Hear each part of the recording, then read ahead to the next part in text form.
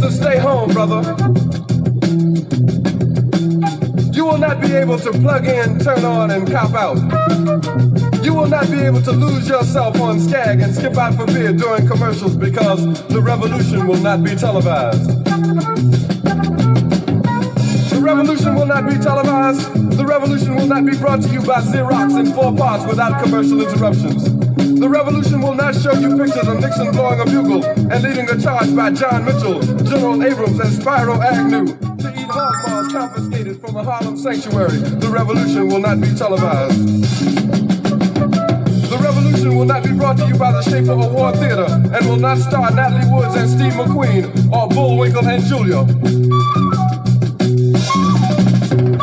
The revolution will not give your mouth sex appeal. The revolution will not get rid of the nubs. The revolution will not make you look 5 pounds thinner because the revolution will not be televised, brother. There will be no pictures of you and Willie Mae pushing that shopping cart down the block on the dead run or trying to slide that color TV into a stolen ambulance. NBC will not be able to predict the winner at 8:32 on report from 29 districts. The revolution will not be televised. There will be no pictures of pigs shooting down brothers on the instant replay. There will be no pictures of pigs shooting down brothers on the instant replay. There will be no pictures of Whitney Young being run out of Harlem on a rail with a brand new process. There will be no slow motion or still lights of Roy Wilkins strolling through Watts in a red, black, and green liberation jumpsuit that he has been saving for just the proper occasion. Green Acres, Beverly Hillbillies, and Hooterville Junction will no longer be so damn relevant, and women will not care if Dick finally got down with Jane on Search for Tomorrow, because black people will be in the street looking for a brighter day. The revolution will not be televised. There will be no highlights on the 11 o'clock news and no pictures of Harry R. women liberationists and Jackie Onassis blowing her nose. The theme song will not be written by Jim Webb or Francis Scott Key, nor sung by Glenn Campbell, Tom Jones, Johnny Cash, Engelbert Humperdinck, or The Rare Earth. The revolution will not be televised. The revolution will not be right back after a message about a white tornado, white lightning, or white people. You will not have to worry about a dove in your bedroom, the tiger in your tank, or the giant in your toilet bowl. The revolution will not go better with Coke. The revolution will not fight germs that may cause bad breath. The revolution will put you in the driver's seat. The revolution will not be televised, will not be televised, will not be televised, will not be televised. The revolution will be no rerun, brothers. The revolution will be live.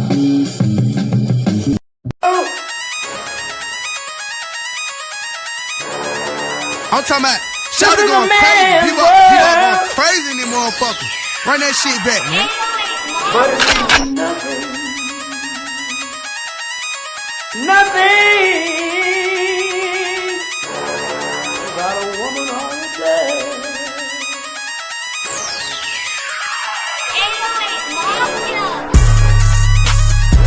Man made the car.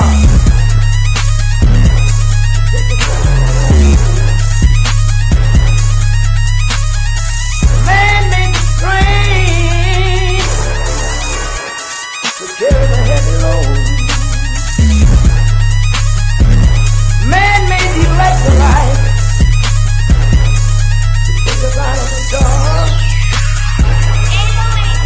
Man made the boat for the water.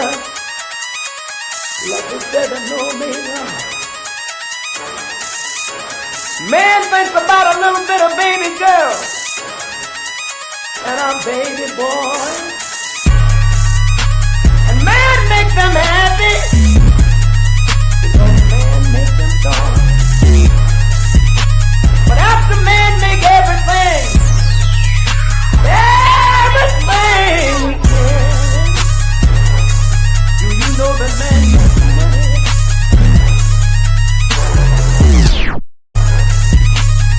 To buy from other men. This is a man's world.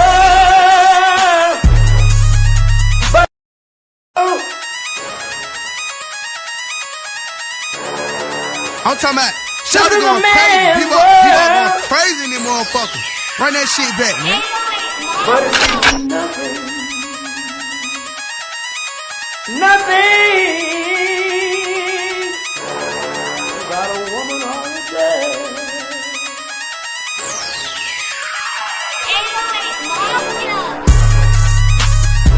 Man made the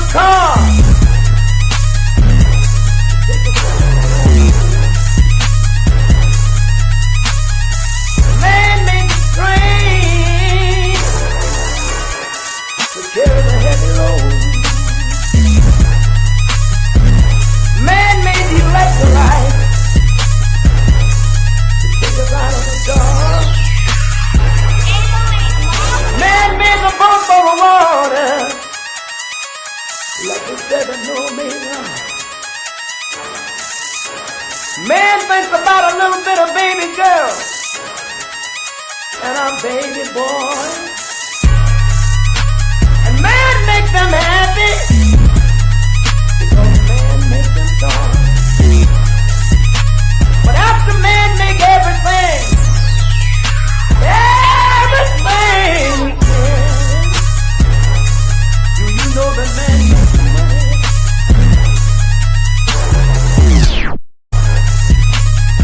To buy from other men. This is a man's world. But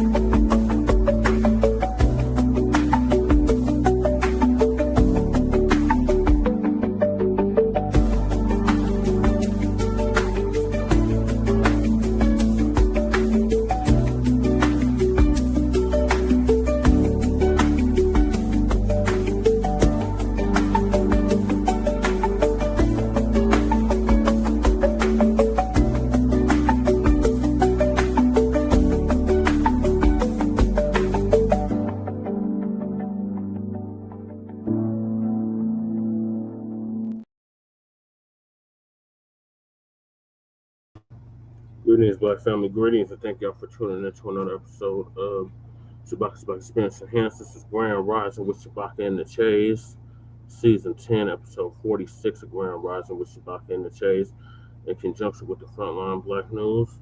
And I'm your host, Chain Kruma. And we got our other host behind me, Lady Chase. She's asleep. When she wakes up, she'll probably be joining us. And on the Season 10, Episode 46 of Grand Rising with Shabaka and the Chase, in conjunction with the Front Line Blacc News, we'll be discussing several topics. First, we want to send a big RIP to our brother Blacc Voltron Reloaded, who passed days ago at age 55. Then we got New York Attorney General Letitia James indicted by Trump DOJ. We warned her that this would happen. Trump, aka the dump, as in human shit, and we want to make that perfectly clear, admits he's using Project 2025 after campaign denials exposed. Trump threatens to put Brandon Johnson in jail. More ICE raids in Chicago. Trump calls for arrest of Governor J.B. Pritzker and Mayor Brandon Johnson. And is Trump going to have the Illinois governor arrested? Shabaka's Black Experience Enhanced is based off the 50th anniversary of the founding of the original Blacc Panther Party for self-defense. It started on Blogtalk Radio back in 2016 and have been around for 10 seasons now. Shabaka's Black Experience Enhanced covers the Black experience from the beginning of time until 10 minutes ago. It is also part of the Frontline campaign and has recently, within the last 2 years, moved from Blogtalk Radio to Streamyard. In the description, including the RBA, Lady Chase, channel, Jay Militant, What's Cracking TV with Jay Militant, Kukizi's channel, the brother does our intro track on Frontline Blacc News. This link is in the description. The Church of Black Power, but out of Watts, California, he's now in Houston, Texas. His link is also in the description. It's on the petition for reparations. That's in the description. Charlie Kirk, a college student at Texas University that was expelled. His GoFundMe is also in the description. The GoFundMe Letitia setup is also in the description. Then we have the copyright disclaimer under Section 107 of the Copyright Act of 1976. Allows for fair use purposes, criticism, comment, news reporting, teaching, scholarship, education, and research. And I do not own the rights to the music. And if you don't understand racism or supremacy, what it is and how it works, everything else you think you understand will only confuse you. In all non-areas of human activities, economics, education, entertainment, labor, law, politics, religion, sex, and war. Some say health and nutrition. ProduceJustice.com, RIP to the great Nellie Fuller Jr., who passed away in February at the age of 95. He would have been 96 as of a few days ago. When you, a black person, are captured by any race soldier, you must never fuss, fight, or flee. Comply and defend yourself in court. Nellie Fuller Jr. as well. ProduceJustice.com. Unless it's certain, not least, we got racism, white supremacy is conscious or subconscious behavior to maintain white genetic survival to prevent white genetic annihilation. Dr. Francis Chris Wilson. So those are the topics. Thank y'all for tuning in. Hey, Young Riaz, thank you for tapping in. Salute to Twin. Salute to Mac. Grand Rising. Yes, to everyone. Mac is in the building. Twin is in the building. Young Riaz is in the building. So we're going to hop right into it. So our brother Blacc Voltron Reloaded was a mod on several channels, several platforms that me and Letitia quite regularly frequent, such as Jason Blacc, the Black Authority, Tariq Nasheed, Black Alpha Network, Sincere Love to God, just to name a few. And the last conversation I had with him was on Sincere Love to God's Godcast. And not more recently, but how I got more acquainted with the brother was, we had the hearings for reparations in California, and me and Lady Che both called in to the hearings in California, and Blacc Voltron Reloaded actually spoke at one of the hearings. So I'm gonna play that video real quick while I'm getting everything queued up.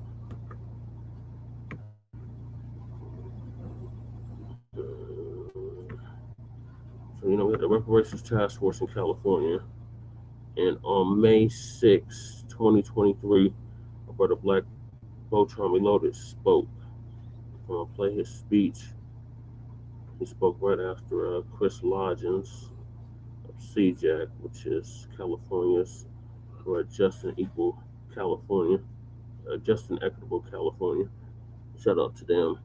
He spoke right after Chris. So I'm going to play the brother's speech, and then I'll give y'all some more details on him, or more information on the brother. I think I got it queued up at the right time. So this is our brother Blacc Voltron Reloaded. He said he just recently passed away. We are angry. We've been passed over by every single group, citizen and non-citizen, within the United States of America, especially here in California. We are expecting all of you, every single one of you, is right as California Reparations Task Force.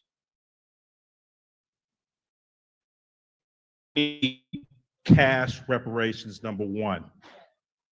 Number one, anti-Black hate crime bills, and all the rest of what you guys have recommended in the report. I don't know what's going to happen after these hearings. This is what I do know. I have to represent not only for my ancestors, Douglas Clark, Anthony M.J. Clark, but for my descendants, my child, my grandchildren to come, my descendants to come. We don't have time to dilly-dally, to BS around. We are running out of time. I expect you guys to do your due diligence, as you've already done, but I expect you to do us right as foundational Black Americans. Reparations is now. Pay the debt, cut the check, or no reparations, no vote 2024. Thank you. Thank you. Next speaker is Cameron Jackson, then Donald.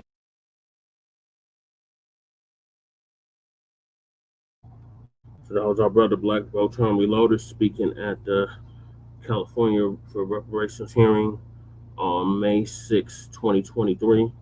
I think me and Letitia called in on that same day as well. So now I'm gonna try to play some more clips of the brother. He was on Still Love the Guys podcast. I spoke right before he did. Let's see if I can pull it up. Make sure y'all hit that like and subscribe button. I forgot what we were talking about that day. It was something in regards to immigration. Let's see if I can find it real quick.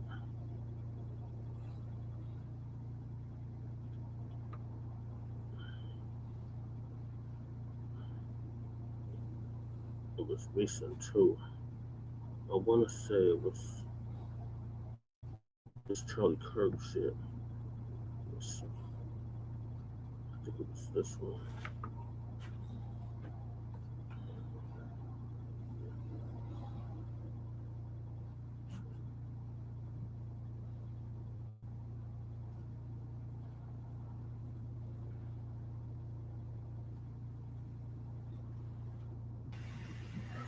Charlie Kirk.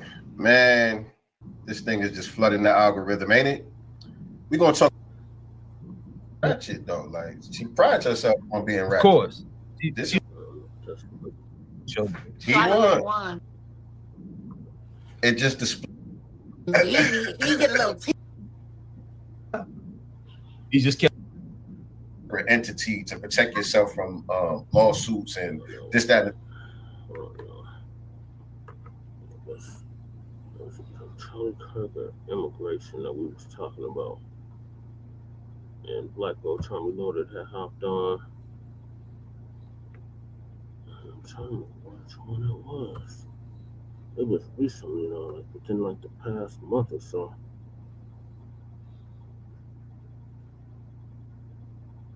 I don't know. It's sounding like us now. Oh, it was the Amanda Seales one. Okay, here it is.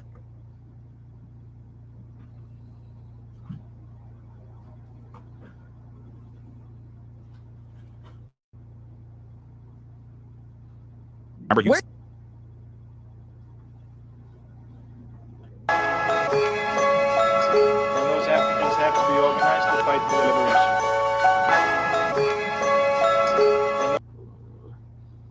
Make sure it's the right video.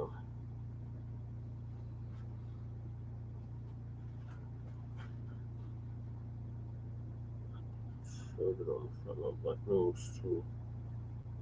Hold on, I thought it was the Amanda Seales one. I could have sworn I had on the link on that one.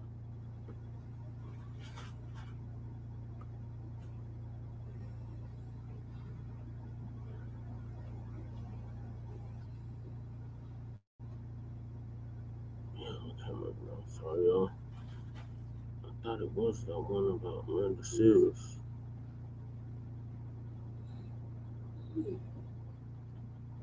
I'm pulling that up. Let me show y'all the Twitter page. My brother's passing.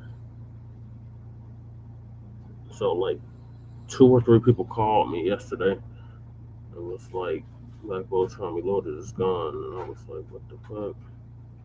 Like, it really took me by surprise because we were just talking with the brother not too long ago. One day you hear, the next you gone. And that's exactly what ended up happening. So I'm going to show y'all the Facebook post about his passing.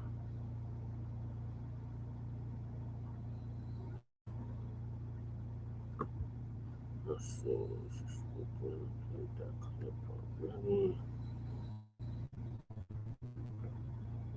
Okay, so shout out to the Juan B. He posted this on October 9th. Just strolled and read the terrible news on Facebook. RIP to Blacc Voltron Reloaded. I'm hoping the brothers comments and say this is bullshit, but probably not. His sister wrote this on the Facebook wall.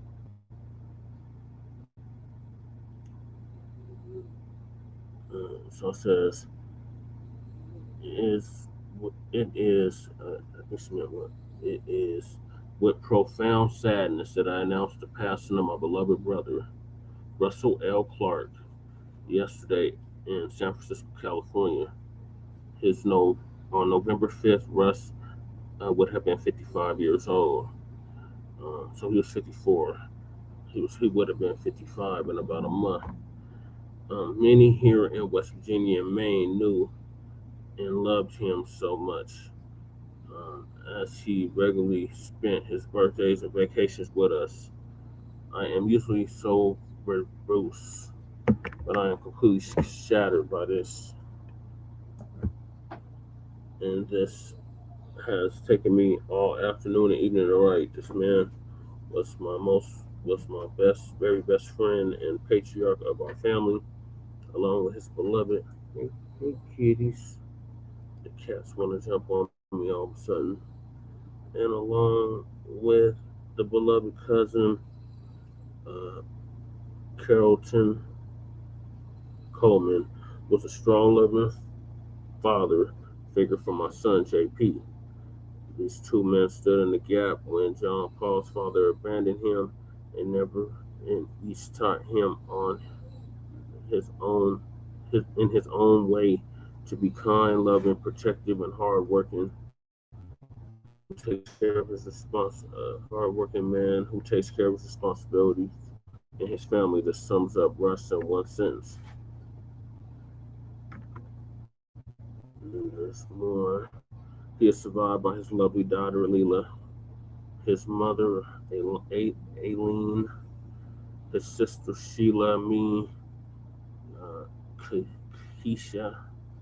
Kasisa, and Katana, his best friend, Tracy, and so many others who loved and respected him. He was a courageous man, a single father who raised a beautiful daughter and took on the raising of my son JP from afar, which was no small feat. He was a gentle and devoted caretaker to his mother, who is facing the sunset of her life and now has to bury her only son. He was a dedicated worker, a man who could be counted on to work tirelessly and keep his word to do an excellent job under often ridiculous conditions, and a devoted friend to those of whom he cared. It was really, really funny with an iconic sense of humor who laughed at the absurd and made you laugh about it too. And please, God, don't let him clown you. He would make short work of the low and high, known by many on Twitter as Voltron Reloaded, Voltron to his family, and Voltron Blacc. He was just the real deal, the entire package. We have so many marvelous memories, too many to share here.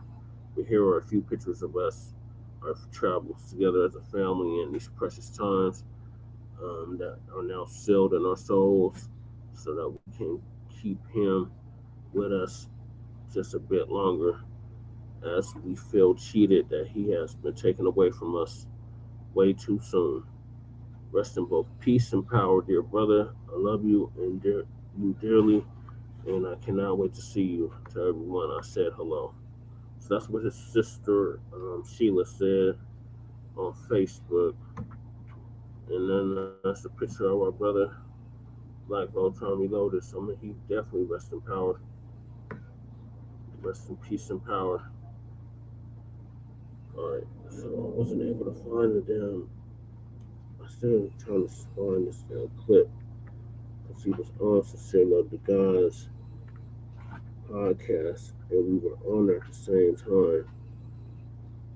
So I don't know why it's not showing up. I think it was the Amanda Sears. Is it Amanda Sears or is BT done with FBA culture? It's one of these two videos.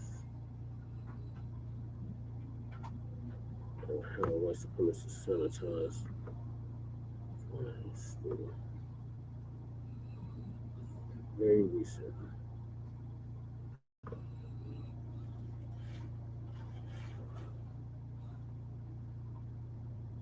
Well, this is the son of support.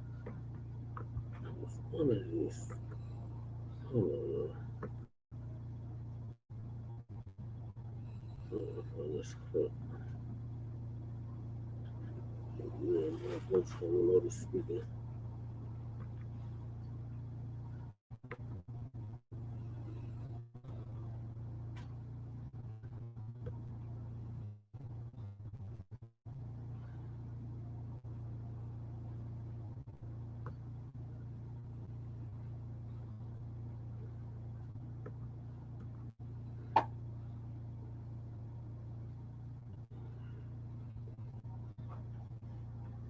Yeah, so how's everybody's Friday going so far? You know, in the comments, I'm pulling this up. Yeah, let me check out big appointment.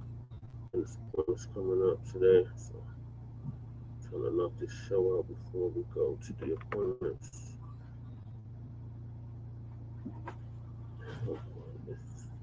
Yeah.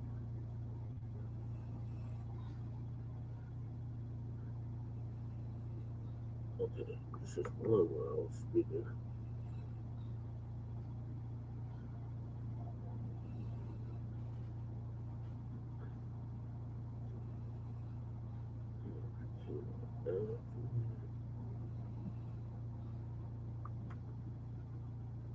Mr. Ishmael.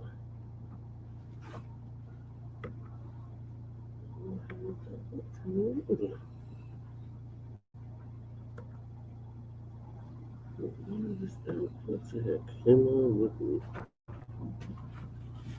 Oh well, I'll probably pull it up on Front Line Blacc News. I can't remember which one it was. It was either Asada Shakur, Amanda Sears, or Charlie the Racist, the Bigot Kirk.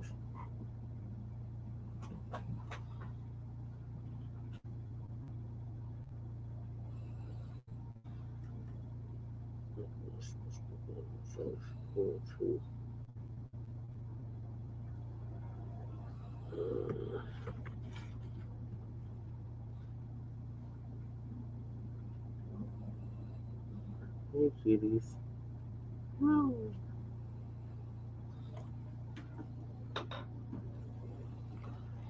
Sorry, y'all. I wish I had more time to prepare this, but I'll find it on Frontline Blacc News. Alright, so RIP to our brother Blacc Voltron Reloaded. Gone but not forgotten. I know you would like us to continue the mission for our reparations, and that's exactly what we're going to keep doing, brother, in the anti-Black hate crime bill. So, big RIP to you, condolences to your family, friends and family. And I'm going to move to the next topic, and that is New York Attorney General Letitia James indicted by Trump DOJ. We warned her this would happen. So Uncle Phil's going to give us an update on that.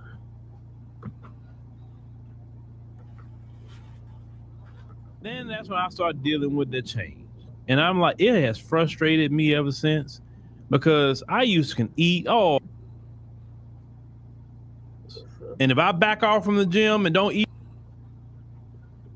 that too, okay, you said that you can't eat anything without putting on pounds.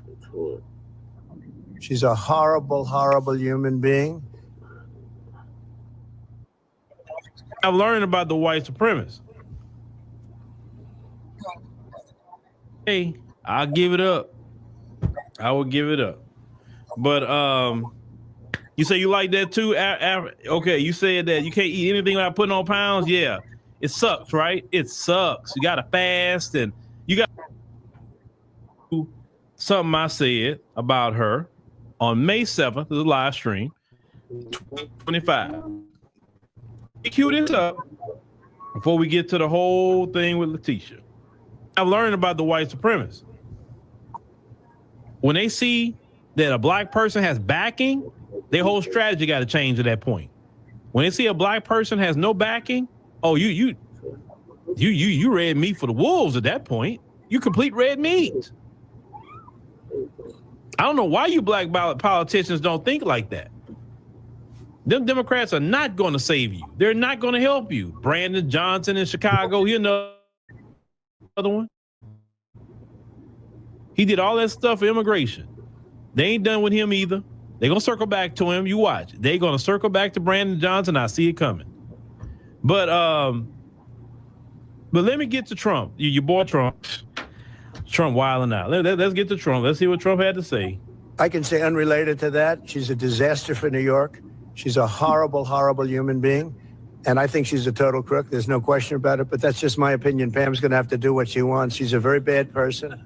She's a very, very bad person who campaigned solely on, I'm going to get Donald Trump over and over again. She's a sick person. But that's has nothing to do with what Pam does. Pam is going to do what's right. She always does. I've known her a long time. All right. So Pam, is he talking about Pam Bondi, the Attorney General of the United States of America? I just think it'll be any day now for Letitia James be indicted. I think she's going to get indicted. I think she will. I didn't say convicted, but I didn't say indicted. If she gets indicted, I want to know if it's going to be Fani Willis or Alvin Bragg. Probably Alvin Bragg, maybe before Fani. See. All right, ladies and gentlemen, that was just a reminder, and that was May 7th, 2025. Okay. So let's go it on.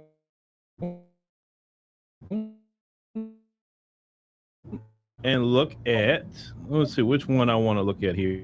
Let's see where we at. All right. Where are you? Where's my button? There we go. All right. Grand jury. Oh, wrong one. Grand jury indicts New York Attorney General Letitia James, a Trump opponent, on bank fraud charges. All right. So that was what, 5 months ago or so that we said that this is, was possibly going to happen. James, a Democrat, has clashed with President Donald Trump after bringing civil charges against him in New York. So let's say New York Attorney General Letitia James, a Democrat who has clashed with President Donald Trump, was indicted Thursday by a federal grand jury in Virginia. James was charged with 1 count of bank fraud and 1 count of false statements to a financial institution after Trump publicly called for his Justice Department appointees to bring charges against her. The indictment alleges James falsely claimed that a home in Norfolk, Virginia was her second residence, allowing her to obtain favorable loan terms, and that she rented the property to a family of 3. Of course, James vehemently denied the charges against her. And we'll play that video, so I'm not going to go through all that. It says, as a new NBC News reported in August, Attorney General Pam Bondi appointed a special attorney to probe mortgage fraud allegations against the New York Attorney General, who sought a successful civil fraud case against President Donald Trump before he retook the presidency. Let's say the Federal Housing Finance Agency Director Bill Polt had referred the case to the Justice Department, alleging that James had made false statements on mortgage loan applications, but the case hit a standstill last month because federal agents and prosecutors didn't believe they had the evidence to secure conviction. 2 senior federal law enforcement officials had told the News. It's acting U.S. Attorney Eric Siebert resigned under pressure last month after Trump said he wanted him out. Trump then named one of his personal attorneys, Lindsay Halligan, to be a U.S. attorney for the Eastern District of Virginia, though she lacked any prosecutorial experience. So she don't know what she's doing. Now, that's not a merit-basst position. That's another DEI hire. Now, it's interesting that he can do all the DEI hires he wants, because according to them, you remember what Charlie Kirk talked about, that if you see a black person, then he hope they're qualified because he think they just being let in because they're black. Well, I mean, Trump's people constantly being let in, and what, because they're white? What, because they don't have a brain? It's still not merit-based because this woman had no experience, none whatsoever. Now, I say Halligan is said in a statement that James' indictment that the charges as alleged in the case represent intentional criminal acts and tremendous breaches of the public's trust. The facts and the law in this case are clear. We will continue filing them to ensure justice is served. The James attorney, as Abby Lowell, said the case is driven by President Trump's desire for revenge. We all know that. When the president can publicly direct charges to be filed against someone, when it was reported that career attorneys concluded none were warranted, and say it marks a serious attack on the rule of law. We will fight these charges in every process allowed under the law. All right, hold on. Let me plug something in here so I don't lose y'all here. Give me a second. Come on. There we go. All right. So they say Trump has repeatedly sought charges against his political enemies, including James and former FBI Director James Comey, who was indicted in September on charges of lying to Congress and obstructing a congressional proceeding.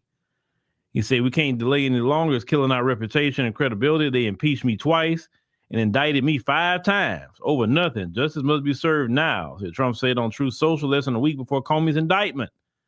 In addition to Comey and James, Trump has called for charges against Senator Adam Schiff, a Democrat out of California. I said Halligan presented the case against Comey in the federal grand jury, doing so by herself. In a break from DOJ norms and convincing a majority of the grand jurors that there was probable cause to indict Comey on 2 of 3 counts she presented, Comey pleaded not guilty Wednesday and plans to challenge Halligan's appointment. Okay, so it said the standard for securing an indictment before a federal grand jury is much lower than securing a unanimous conviction by a jury at trial. It said the justice manual, which guides federal prosecutors, says that attorneys for the government should only move forward on a case if they believe the admissible evidence would be enough to obtain a sustained conviction. Okay, so here's the thing. So your boy Trump, he said, you know what? Y'all did it to me, so it's I'm getting y'all back. It's my turn. I can care less, like, forget the presidential norms, forget all that. I'm on a revenge tour, and I got to get at you. Y'all should have put me in jail when you had the chance, because now I'm about to get you. And I warned several times during this time that Letitia James, what she should have did with this case, if she wanted to get at Trump, what you do, and I'm going to repeat what I said, she should have got a special prosecutor and made sure the special prosecutor was an old white man. Now, why would you want to make him an old white man? Well, you want an old white man that's kind of known in New York, and that way your hands are clean. He's doing all the prosecuting. You don't comment on the case. You don't say anything. You say, hey, I'm not even prosecuting that. We have a special prosecutor. He's doing that case, right? Let Trump go at him. Trump gonna have certain limits on what he's gonna say about him, and maybe possibly what to do about him. But when it comes to y'all black folk, they trust me. Yeah, I know he getting at other white folks too, but they'll come. You know how it is in America. They're gonna come at you a lot harder. Now, where's the Democrats? Because she was doing all this for the Democrats. Remember? Alvin Bragg, we haven't forgot about you either, Alvin. You've been quiet, sir. You've been very quiet. He ain't forgot about you. Because you the main one that got him convicted. Oh, you think he forgot about you? Oh, please, Alvin. He looking at you right now to see what he can do about you. You probably going through your taxes, probably going through everything you got going on, Alvin. So Alvin, I know Alvin probably scared right now, like, dog, he indicted Letitia and she attorney general? Oh, hell. He gonna try to get me. It ain't gonna be nothing for him to get me. You know what I'm saying? She is a sitting New York State Attorney General. And he put charges on her while she in office. But Biden put charges on Eric Adams while he was in office. So if you think about it, Biden was the one that started that first. Come on, let's call it what it is. All them charges they put on Trump, you never heard of a president having the charges put on them like that. And I'm not saying every president hasn't done no dirt. George Bush, if anybody, should have got some charges for Iraq, and he didn't get no charges. He's still chilling. So you start this mess with Trump, and he trying to get his revenge. Now, let's play what Letitia James said about this development, y'all. And we're gonna get more into this. Let's go ahead and play it. This is nothing more than a continuation of the president's desperate weaponization of our justice system. He is forcing federal law enforcement agencies to do his bidding, all because I did my job as the New York State Attorney General. These charges are baseless, and the president's own public statements make clear that his only goal is political retribution at any cost. The president's actions are a grave violation of our constitutional order and have drawn sharp criticism from members of both parties. His decision to fire a United States attorney who refused to bring charges against me and replace them with someone who is blindly loyal not to the law, but to the president, is antithetical to the bedrock principles of our country. This is the time for leaders on both sides of the aisle to speak out against this blatant perversion of our system of justice. I stand strongly behind my office's litigation against the Trump Organization. We conducted a 2-year investigation based on the facts and evidence, not politics. Judges have upheld the trial court's finding that Donald Trump, his company, and his 2 sons are liable for fraud. I'm a proud woman of faith, and I know that faith and fear cannot share the same space. And so today, I'm not fearful. I'm fearless. And as my faith teaches me, no weapon formed against me shall prosper. We will fight these baseless charges aggressively, and my office will continue to fiercely protect New Yorkers and their rights. And I will continue to do my job. All right, Letitia. So yeah, that's your statement, and we're gonna get into the charging documents because we got it here, so we can see exactly what she's being charged with verbatim. But here's the thing, y'all black politicians, you haven't learned, haven't you? Fonnie Willis, he ain't forgot about you either, ma'am, in Atlanta. He ain't forgot. Oh, he gonna circle back to you too. He getting all y'all, and the Democrats won't say. Listen. The Democrats won't say nothing about what Trump is doing in their own district. So they definitely not coming for y'all. But see, y'all black politicians, y'all will sit up here, y'all was just jumping in front. Y'all let the Democrats tell, yeah, if we win, we'll give you a U.S. attorney job, or we'll give you, maybe we'll give you attorney general, we'll give you some federal judge position. You can just get Trump and let us get in there, right? We will put you on federal court, and that's a job for life. And you actually did all that, because let's call it what it is. These black politicians didn't step out there going after Trump because they want to. Look, white folks put y'all in front because they know how he is. But y'all being dumb instead of being smart. Look what Trump did about the New York case. I'm talking about the one about the banks and all of that. Man, people don't care about that. He didn't even steal nothing from nobody. He paid the banks back. The banks in the trial say, yeah, he paid. Yeah, he said he got a loan. He paid us back. We ain't got a problem with him. But y'all continue with the case, Letitia, and you did it not because you cared about New York. You did it because you wanted some position that's higher than Attorney General of the state of New York. Alvin Bragg, you did that same thing. Fonnie Willis, you did that same thing, because all y'all was going to the White House to Biden. That's been proven. All of you. Even Fonnie's boo thing, Nathan Wade, he was up there at the White House with Biden. Why did your boo thing go up there, Fonnie? Was he promised a job too? Because you hired your man to go prosecute Trump, right? Remember that? And who's to say Nathan Wade they may not come after him too? We don't know. Do not be a crash test dummy for the Democrats, black folk. because they're not going to stand with you. They're not. Fani, Nathan, Wade, Alvin Bragg, and definitely Letitia James, they are on their own. All that what the Bible tells you and all that, let me tell you something. If you was actually praying and asking God for wisdom, he would have told you, don't do it. Let a special prosecutor do it.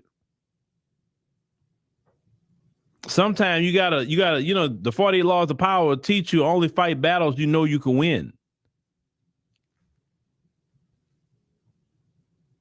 And sometimes you got to think, okay, yeah, I may win a little battle, but will I win the war?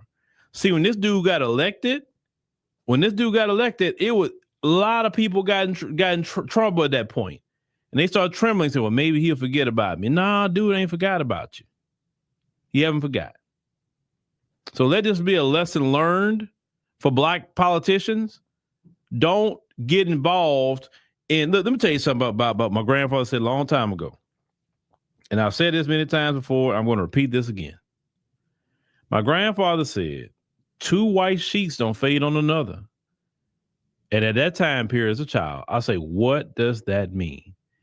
He said that when 2 white people are fighting, or white people in general are fighting, you do not get involved with that. You don't take one side or another with them. Because what they going to do, they going to link up. Even though they were fighting, they will link up and both of them will go against you. And have we not seen this? Have we not seen it? Their issue with Trump was a white problem. It wasn't a white and black problem. Black folks didn't care nothing about what Trump did with his loans. Black folks didn't care nothing about what he did with side chicks. Black folks didn't care about, that's his business. They're like, we don't care about that. We trying to do our own thing out here. Black folks, the only thing they were talking about with Trump was stimulus checks.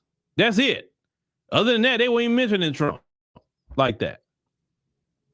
But this is what happened when you stick your nose in white people's beefs. That's why if they just tearing each other apart, I'll watch it from a distance, but don't you see what he said? I don't care what he say about you. And don't you tell me about him. I don't care. It has nothing to do with me. It's them statements. My name is Bennett. I'm not in it. My name is Paul. That's between y'all. I'm all them names. That's me. I don't care what y'all do. Just as long as you leave me alone and my community alone, y'all can do whatever the hell y'all want to each other. Keep me out of it. Black people, you see, and black people, oh God, black people, I love you. Because they want you out there so bad protesting, whatever. And black folks are like, I'm not got nothing to do with that. Leave me alone. I'm chilling over here. I'm doing whatever I'm doing. Leave me alone. And that's been the best because every time we go out in the street, they both link up against us. The Democrats say things about us and attack us. The Republicans say things about us and attack us. Every time we step front out there, nobody got our back. Immigrants will say things about us too. So see, since we were staying out the way, now they got to really deal with each other. And they turn against each other every day. I'm seeing more and more of them turn against each other. MAGA is literally infighting. Let them do it. Stay out of it. Stay out.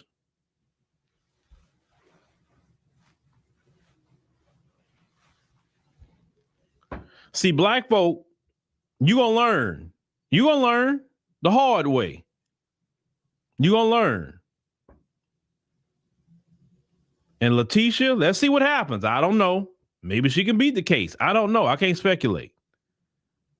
But even going through a case, she's going to spend a lot of money. A lot of people say the fight a Fed case is up to $1 million. That's what people say. So say out of white folk business. If you listen, the business we need to stay in is black folk business. There's plenty of business in the black community that we can be involved in. A lot of business. It's not that, well, she can't prosecute somebody white. That's not the issue. She was getting involved in political warfare, political prosecutions. She wasn't just doing a job. She ran on prosecuting Trump. She did. And you know good and well for a black woman to, number one, be in that kind of position, a black woman run off at the mouth like she run off at the mouth. You got to be just smart on how you move, man. It just, at least, look, you got to be smart at least until they get to the point these people not running nothing anymore because their numbers are so small they can't run nothing no more, which they fear that day coming, and it is coming. But until that day gets here, you just got to move accordingly. If you want to work in this system. Now, you a person that want to be a part of this system and you want to do your own thing, hey, go ahead and do your own thing. Now, let's go ahead on and look at real quick. Not going to take us too long. Let me get this up on the screen. Actually, look at the actual charges because, you know, the mainstream media, they don't like to do that. They don't like to show you paperwork. All right. So you got in the Eastern District Court, Eastern District of Virginia, the USA versus Letitia A. James. So they say the October 25 term, they say the grand charge that general allegations that at all times relevant to this indictment, Letitia James, a resident of Brooklyn, New York, and a borrower of a Fannie Mae backed mortgage loan for the property located at 3121 Perron Avenue, Norfolk, Virginia. They mentioned the OVM Financial. They say also known as Old Virginia Mortgage, Annie Mac. They talking about the basic lending company. They say Fannie Mae was fairly chartered, and they talking about the corporation, the First Savings Bank.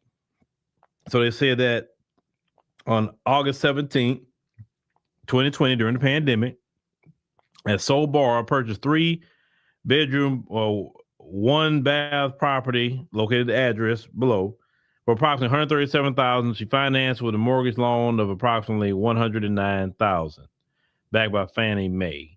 The loan was originated by OVM Financial under a signed second home rider, which required James, the sole borrower, to occupy and use the property as a secondary residence and prohibited use as a time sharing or other shared ownership arrangement or agreement that requires her either to rent the property or give any person any control over the occupancy or the use of the property.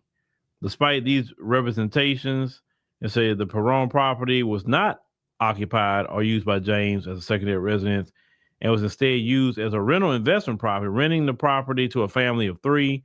And say the misrepresentation instead of James to obtain favorable loan terms not available for investment properties, including a note rate of 3%, avoiding a 0.815% higher comparable investment property rate of 3.815, resulting in $17,837 in rate savings over the life of the loan. And say a seller credit approximately $3,288, exceeding the seller credit for investment properties by approximately $1,096 for a total ill-gotten gains of approximately $18,933 over the life of the loan.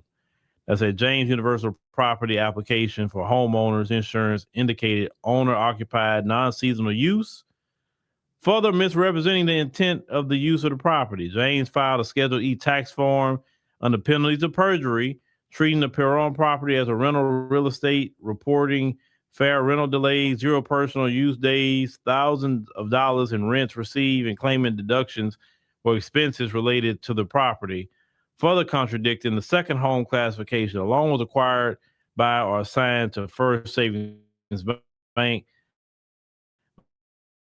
by March 2021, exposing it to risk associated with misrepresented loan. Well, this is the thing. Well, where the bank? This is a question I have. Don't your loan officer supposed to be checking all this stuff, going over this stuff with you before they even send it to underwriting? That's usually how it's supposed to go. They're supposed to thoroughly go through that, make sure you understand everything, ask you all the relevant questions they need to ask you before it even goes to underwriting.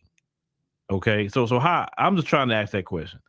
And so the acts described herein occurred within the Eastern District of Virginia. So count 1, bank fraud. It said allegations in paragraph 1 through 12 are realleged and incorporated herein from on about August 7, 2020 through at least January 2024 in the Eastern District of Virginia and elsewhere. Defendant Letitia A. James did knowingly execute and attempt to execute a scheme and artifice to defraud OVM Financial and First Savings Bank financial institutions and to obtain monies, funds, and credits owned by and under the custody and control of OBM Financial and First Savings Bank by means of false and fraudulent pretenses, representations, and promises. The scheme involved falsely representing the per-owned property as a secondary residence to obtain favorable mortgage terms while using it as an investment property with no intent or actual personal occupancy or use by her. So they're alleging that she said when she got the loan, it's going to be my second house. So I am in New York, but it's going to be my second crib, right? That's what they allege. And they say instead of her being at her second residence, she rented it out. Okay, count 2. False statements to a financial institution. Once again, I don't even see how this is a crime because your mortgage, your loan officer is supposed to be going through all these statements, double checking, triple checking all this mess. And if something's not right, they're supposed to tell you, hey, this isn't right. You know what I'm saying? So I don't see how this is even a crime because the loan officer is supposed to be doing their job. It said allegations in paragraph 1 through 12 are realleged and incorporated herein. It's a from about July 28, it's a 2020 through at least August 31, 2020, Eastern District of Virginia and elsewhere. Defendant Letitia A. James did knowingly make and cause to be made false statements and reports for the purpose of influencing the action of OVM Financial, a Fannie Mae backed lender, upon an application for a loan. In that, James represented and affirmed in uniform residential loan applications and related documents that the per-owned property will be used as a secondary residence when in truth and fact, as James then knew, they said the property was intended and used as an investment property with no intended or actual personal occupancy or use by her. So they have a forfeiture notice pursuant to the Federal Rule of Criminal Procedure, give you all the law there. As upon conviction of the offenses in counts 1 and 2, defendant Letitia James shall forfeit to the United States any property constituting or derived from proceeds obtained directly or indirectly as a result of such violation, including but not limited to a money judgment in amount of $18,933. That's not a lot of money. If any property described above as a result of any act or omission or defendant cannot be located upon the exercise due diligence, has been transferred or sold to a deposit of third party, has been placed in jurisdiction of the court, has been essentially diminished in value, has been commingled with other property which cannot be divided without difficulty. United States shall be entitled to a forfeiture of substitute property pursuant to give you the law there and all of that. And so that is so basically you saying if she's convicted, you want this much money from her, which I'm pretty sure she got, right? And you want the property itself, basically. You want the house. And I guess what I don't even know what, you know what? Let's find out real quick, y'all. Hold on. Let's find out. Give me a second. Let's find out. Hey, Chad, New York Attorney General Letitia James was indicted on 2 charges. What is the possible jail sentence for those 2 charges?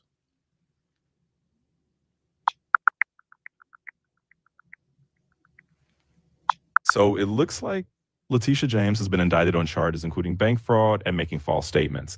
Basically, the accusation is she misrepresented a property to get a better and was actually renting it out. If she's convicted, she could be looking at up to 60 years behind bars and about $2 million in fines. Of course, she's denying the whole thing and calling it politically motivated.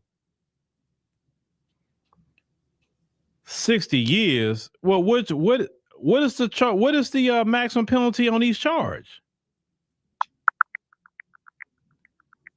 Right. So each of those charges individually can carry a maximum penalty of up to 30 years in prison and about a $1 million fine. So combined, that's how they get to that possible 60-year total. Well, what realistically, if they was to convict her on both counts, what realistically would she get? Realistically, if she were convicted on both counts, it's pretty unlikely she'd actually get the full 60 years. These maximum penalties are kind of like the absolute worst case scenario and rarely handed out. For a first-time offender or someone in a high-profile position, the sentence might end up being much lower, maybe a few years or even probation, depending on circumstances, plea deals, and all that. So the actual outcome would probably be significantly less severe than the maximum. Okay, I didn't even know those two charges had that much of a penalty. Okay, so they're trying to throw the book at her. Yeah, exactly. When you see those maximum sentences, it definitely looks like they're trying to make a big statement or put serious pressure on her. In reality, it's more about setting a tough starting point. But yeah, it's definitely a situation where they're throwing the book at her on paper, even if the final outcome might be less harsh. Okay. All right. Well, that's what it is then. Yep, that's pretty much the situation in a nutshell. It'll be interesting to see how it all plays out in the courts. And of course, we'll keep an eye on any updates as they come in. All right. Well, y'all, I didn't know that, y'all. Let me get to my other screen. I didn't know the maximum penalty was 60 years. I did not know, y'all. Find something I knew every day. Man, Trump, he trying to get her jammed up. He trying to get her jammed up, y'all. Now he said, why didn't Biden get her a pardon?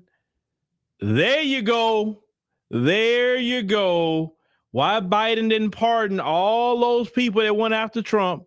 He made sure to pardon his family on the way out, though. He made sure that his son and anybody else, he took care of them. He said, look, he already knew what Trump was going to be on. So let me go ahead and pardon my son. Let me pardon all my family. So Trump ain't going to mess with us. Man, Biden don't care, but Biden didn't care about none of y'all. He didn't care about none of y'all. Yeah, Tish, yeah, Tish got jammed up. Wow, I did not know that those charges carried that much of a penalty. God, I didn't know that. Now, Coco say Trump is petty, but you don't blame him? Yeah. Man.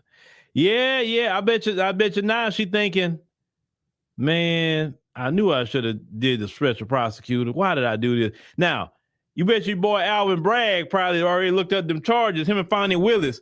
Boy, they gonna be quiet. Oh boy, where's Fonnie? Where's Fonnie? Oh, where's Fonnie? I know she paying attention to this case. I know she is. Oh Lord, Fonnie, they gonna try to get you too, Fonnie. Oh no, not Fonnie Willis, not Sister Girl. Yeah, he pardoned Fauci too. Yeah, he sure did. If Fauci didn't do nothing wrong, what you pardoning for? You know what I'm saying?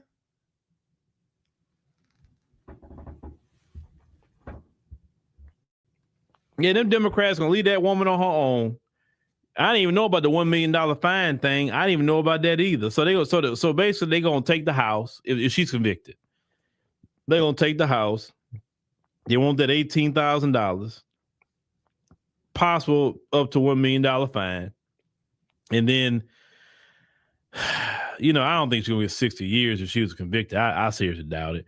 But here's the thing: they said that out of, I think they had 24 people they had on the grand jury. 12 of them agreed with the case. The rest of them didn't. And a lot of experienced prosecutors say that when it's that many, they don't feel like they can get a conviction. They normally don't want no more than 2 people to disagree. And if it's more than 2, then they say, I don't think I can get a conviction because I couldn't even convince these people. I mean, talking about unanimously convince them all. So she may be in an okay position, with that, but we'll see. Now, the judge in the case is a Biden appointed judge. So we'll see how that work out, because come on, everybody knows this case is Trump enacting revenge. Because when he put that post out on True Social, I'm like, come on, like I know the defense gonna be like, this case is not even he said he fired the prosecutor that said there was no evidence in his case for a conviction. He put somebody there, then he got online and said just prosecute him. And then now we here. I mean, the defense going to go. I mean, Trump is giving a lot to the defense where they could tell a jury, like, no, this is extremely prejudicial. This is like, I think she may be in a decent position because all the moves Trump has made. So She may slide out of it. I don't know. She may. She may.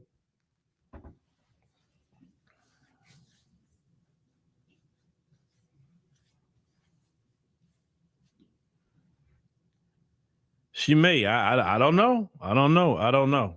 I don't know. So y'all, what y'all think? You think Letitia gonna go to court and is she gonna get off or she gonna get convicted? What y'all think? Y'all let me know. You say she won't get 60, but Trump gonna see that she get at least 30. You say Comey gonna get it too. But here's the thing about Comey, what I would worry about. I'm just talking about me, just me personally, if I was in that position. This dude was the former director of the FBI. Let's just see if things just start coming out all of a sudden, start leaking to the press all of a sudden. I mean, you know, directors of the FBI got a lot of secrets and a lot of access on a whole lot of people that they keep their mouth shut about. Now, since all hands are, you know, on deck, who's to say that he won't just start leaking things that he knows? I'm just saying that's an interesting character to go after. The former FBI director. You say no one is above the law. That's real talk. Trump is. Trump's above the law. Let's just call it what it is. Trump is above the law. Because, you know, getting where me or you had any charges Trump had, we would be in prison.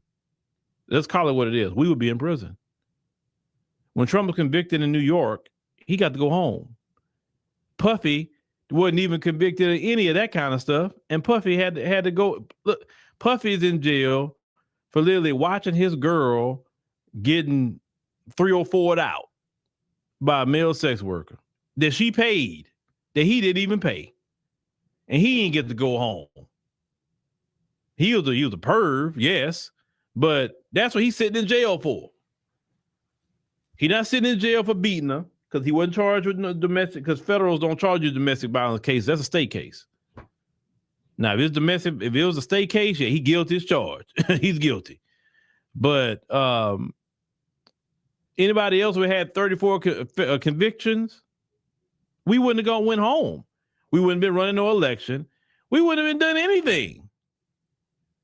Puffy had been sitting in jail for over a year, waiting on his trial. And I'm just saying, so no, there's people that's above the law in this country, and it's proved he is. If you would have been up there, quote unquote, saying things to rile people up for January 6th, you'll be in jail. I'll be in jail. Trust me, all of us would have been in jail. So now he above the law in a lot of ways. Sorry, he is. He got it fixed where whatever he do as president, he can't get convicted of. And I'm gonna tell you what else he gonna do. On his way out, he gonna pardon himself. And nobody can charge him with anything. He gonna do that on the way out. So yeah, he above the law. Oh yeah, he is. Y'all need to stop all that. Oh, nobody above the law, please. There's a lot of people in this country is above the law. You and I are not above it, but a lot of white people are. I'm not talking about the poor whites. I'm talking about the rich ones.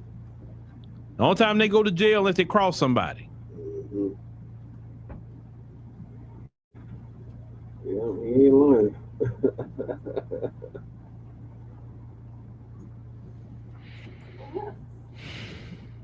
You say he got good lawyers, but he lost the case. He lost the case in New York. How good is your lawyer? You lost that case in New York. Your lawyer ain't that good. Now, I would say Puffy's lawyers was good, because to beat a RICO and all the charges, and he got convicted on the Mann Act. His lawyers are pretty good. Puffy, like they say Puffy could be at the latest. Puffy can be home in 2028.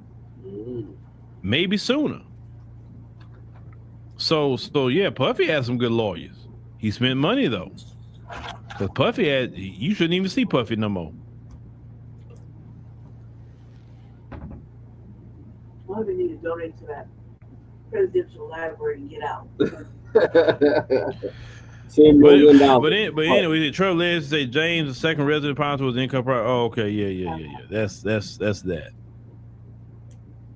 Oh Lord, y'all talking about Aisha Curry. Oh God. Let me tell y'all, let me tell you something about Aisha Curry here before I wrap up.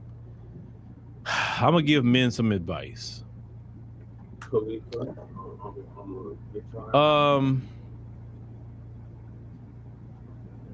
In one instance, they'll tell you, "Oh, I want a man to take care of me and do that. I want to live the soft life," and you give it to them. But then they get to a point where they feel they gave up everything to maybe take care of the kids. You know, you doing what you want to do, but they don't have nothing to do, or they have gave up their dream to be a mom or a wife. So what you have to do is, even if you Steph Curry and got millions of dollars, give her some millions and let her open up a business. Let her open up something. Give her something to do. Give her something to do. That way she can't be looking at you like you doing all this and I'm just in the house. And it's more to life for me than just being after kids and just being. Give her something to do. You modern men, listen, y'all have convinced me. I am convinced. I will not say certain things I used to say no more. Yes, I agree with y'all. It needs to be 50-50. You're 100% right. Yes. Now, if you have a baby, give her some time off. But yeah, it needs to be 50-50. Because when you do all that, doing it all yourself as a man, sometimes you can be resented later for doing that and get left. You thought you did everything right, and they was resenting you because you kept them in the house. So give her something to do. Let her have a business, a career, something. Don't have her just sitting in that house. Now, that's Aisha's problem. That's a lot of her problem. And some of her problems, she thinks she's better than her husband. A lot of that too. You know, things she's saying about, oh, I want to have a career. Oh, I want to do this. Who's to say she can't have a career now? That's what I'm trying. I would even ask. See, I couldn't interview her because I'll be asking Aisha, if you ask him right now, could you want a business career? You want to go to school? I don't think he'll say no. So why are you coming on podcast talking? But Aisha likes attention too, and that's another thing. All women like attention, but sometimes attention for some of them is like a drug, and you could think, well, why you need attention? Men, you'll never understand that drug of attention. It's an interesting thing. It's like they want outside validation. Not all, but a lot of them want outside validation. They do. And you were thinking, I'm providing, I'm doing this, I'm doing that, I'm doing this, I'm doing that. And it's like, so let her live whatever dream she wants. Yeah. Please. Please let her do it.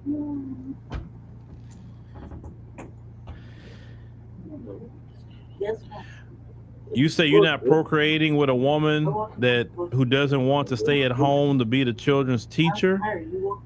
Well, that means you're gonna have to marry you a woman that's traditional from the village. Because modern women, no matter what culture they come from, this country don't even respect that. This country don't.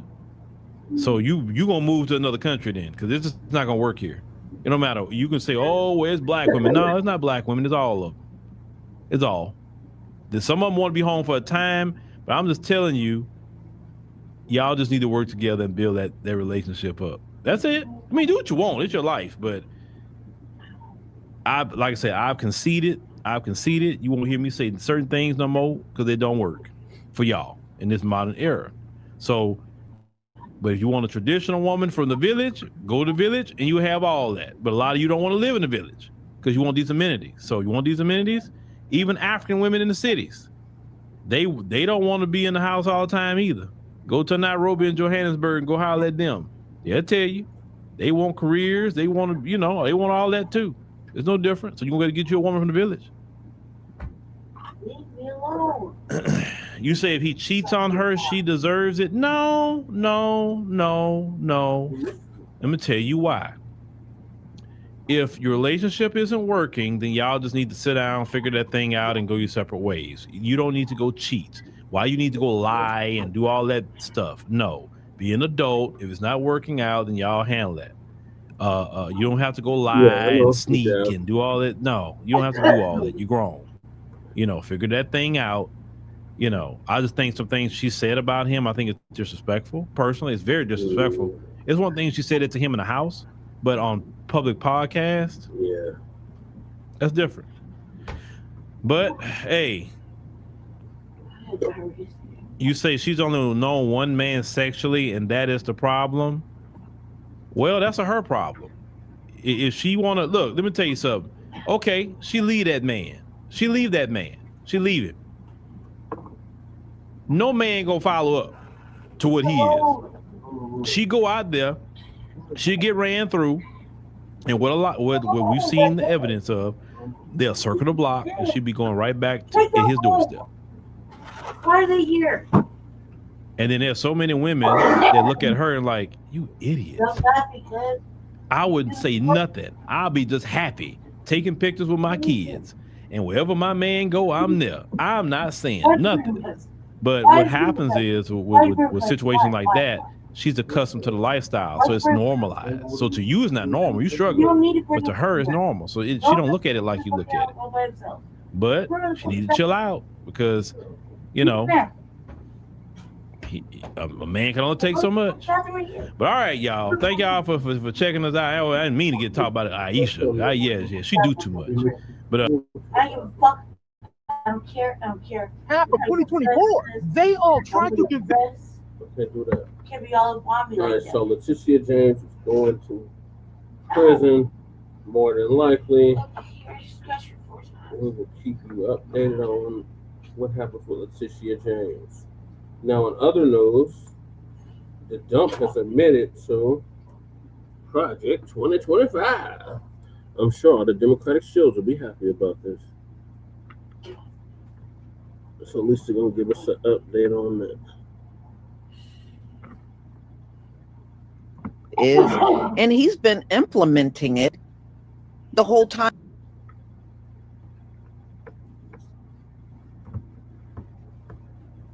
Ladies and gentlemen, shalom to everybody in the chat. Hope you're doing well. Listen, Donald Trump has come out and admitted he knows exactly what Project 2025 is, and he's been implementing it the whole time he's been in office. This is why you'll hear a lot of people, because Project 2025, he was just trying to get through his presidency the first time. And the second time around, now you got Project 2025 is already implemented. During the shutdown, Donald Trump is meeting with people, including the author of Project 2025, to see what they can get done during the shutdown. So they're still doing it behind the scenes. He didn't admit it then because Donald Trump was in fear of losing the election if he would have admitted it. So, hey, he's in there now. And 2025, Project 2025 is alive and well. So he's not ashamed now that he is the sitting president to let everybody know that, he knows what it is. And he knew what it was when he was on the campaign trail. He's just really good at lying, isn't he? Well, just as a reminder, after this, I'm setting up another live stream because you know what, y'all? The rapture didn't happen on October 6th. So we're going to talk about that maybe like around 6 o'clock. We'll talk about the rapture that once again never happened. I guess some people never learn. All right, so let me see. I'm going to share my screen because some of this you're going to hear in Donald Trump's own words. Here we go. Please give me a 1 if you can see my screen.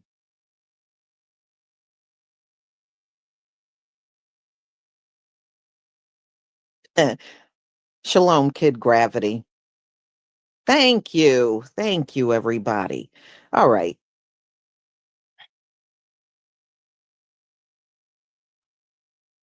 Does anybody remember that one thing called Project 2025? For those of you who don't remember, allow me to jog your memory banks. Project 2025 was a fear campaign that Democrats and biased media were running with for half of 2024. They all tried to convince us that Project 2025, they're not talking about it now because they're embarrassed of it, was something that Donald Trump was going to run with. And if he became president, he was going to implement it and he was going to destroy America. In fact, I think Project 2025 was something that the liberal left just made up, just to see if they can get something that would stick to Donald Trump. That video was made around 7 months ago, and oh boy, it did not age well. Now, I want you to leave a comment below or raise your hand if you remember being called a fearmongerer during the election cycle for talking about 2025. I want you to continue raising your hand if you specifically remember Donald Trump tweeting out July 24th, 2024, I have nothing to do with and know nothing about Project 2025. The fact that I do is merely a disinformation campaign put out by the radical left Democrat thugs. Do not believe them. Signed, DJT. The gaslighting from you guys is absolutely insane. And I'm not even going to read this whole thing right now because I know you guys have already seen it. It is hella viral. But as most of us already know, Donald Trump tweeted out today, October 2nd, that he has a meeting with Russ Vought, he of Project 2025 fame, to determine which of the Democrat blah, blah, blah, blah, blah, blah. He's admitting he knows not only who the author of 2025 is, but he is working with him. He's understood Project 2025 this whole entire time, yet he only lied to you because he specifically knew moderates, independents, fence-sitters would not have voted for him if he championed Project 2025, because the majority of the country knew that what was inside the document of Project 2025 was so abhorrent, it was unpopular. But anyways, I just want to leave you with this final thought. If your president is willing to lie to you literally about absolutely anything or things of this magnitude, what else is he willing to lie about? I.e. the fucking Epstein files. Anyways, my name is Mercedes Chandler. Give me a follow. You won't see my face again. Thank you. Goodbye. As you know, and as she knows better than anyone, I have nothing to do with Project 2025. Donald Trump wanted the government to shut down because now what he is doing is using Russ Vought, the architect of fucking Project 2025, to decide what is a critical to fund fucking government service while the government's closed, which is also going to lead to the firing of thousands of Americans from their jobs. Schittler posted this on his Truth Social platform a little while ago. I have a meeting today with Russ Vought, he of Project 2025 fame, but I thought this administration didn't know what Project 2025 was. You mean to tell me you lied? Who would have fucking thought?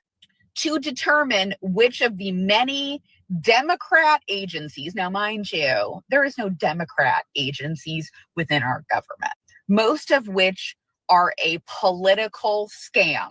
You tell me what department is a political scam. This motherfucker just wants to destroy anything and everything he can get his grimy, tiny, little orange fucking fingers on. He doesn't care about you. He don't care about those dumb motherfuckers that thought he gave a shit about them. Do you want to know who's going to be hit hardest by all of the healthcare cuts the Republicans have shut the government down over?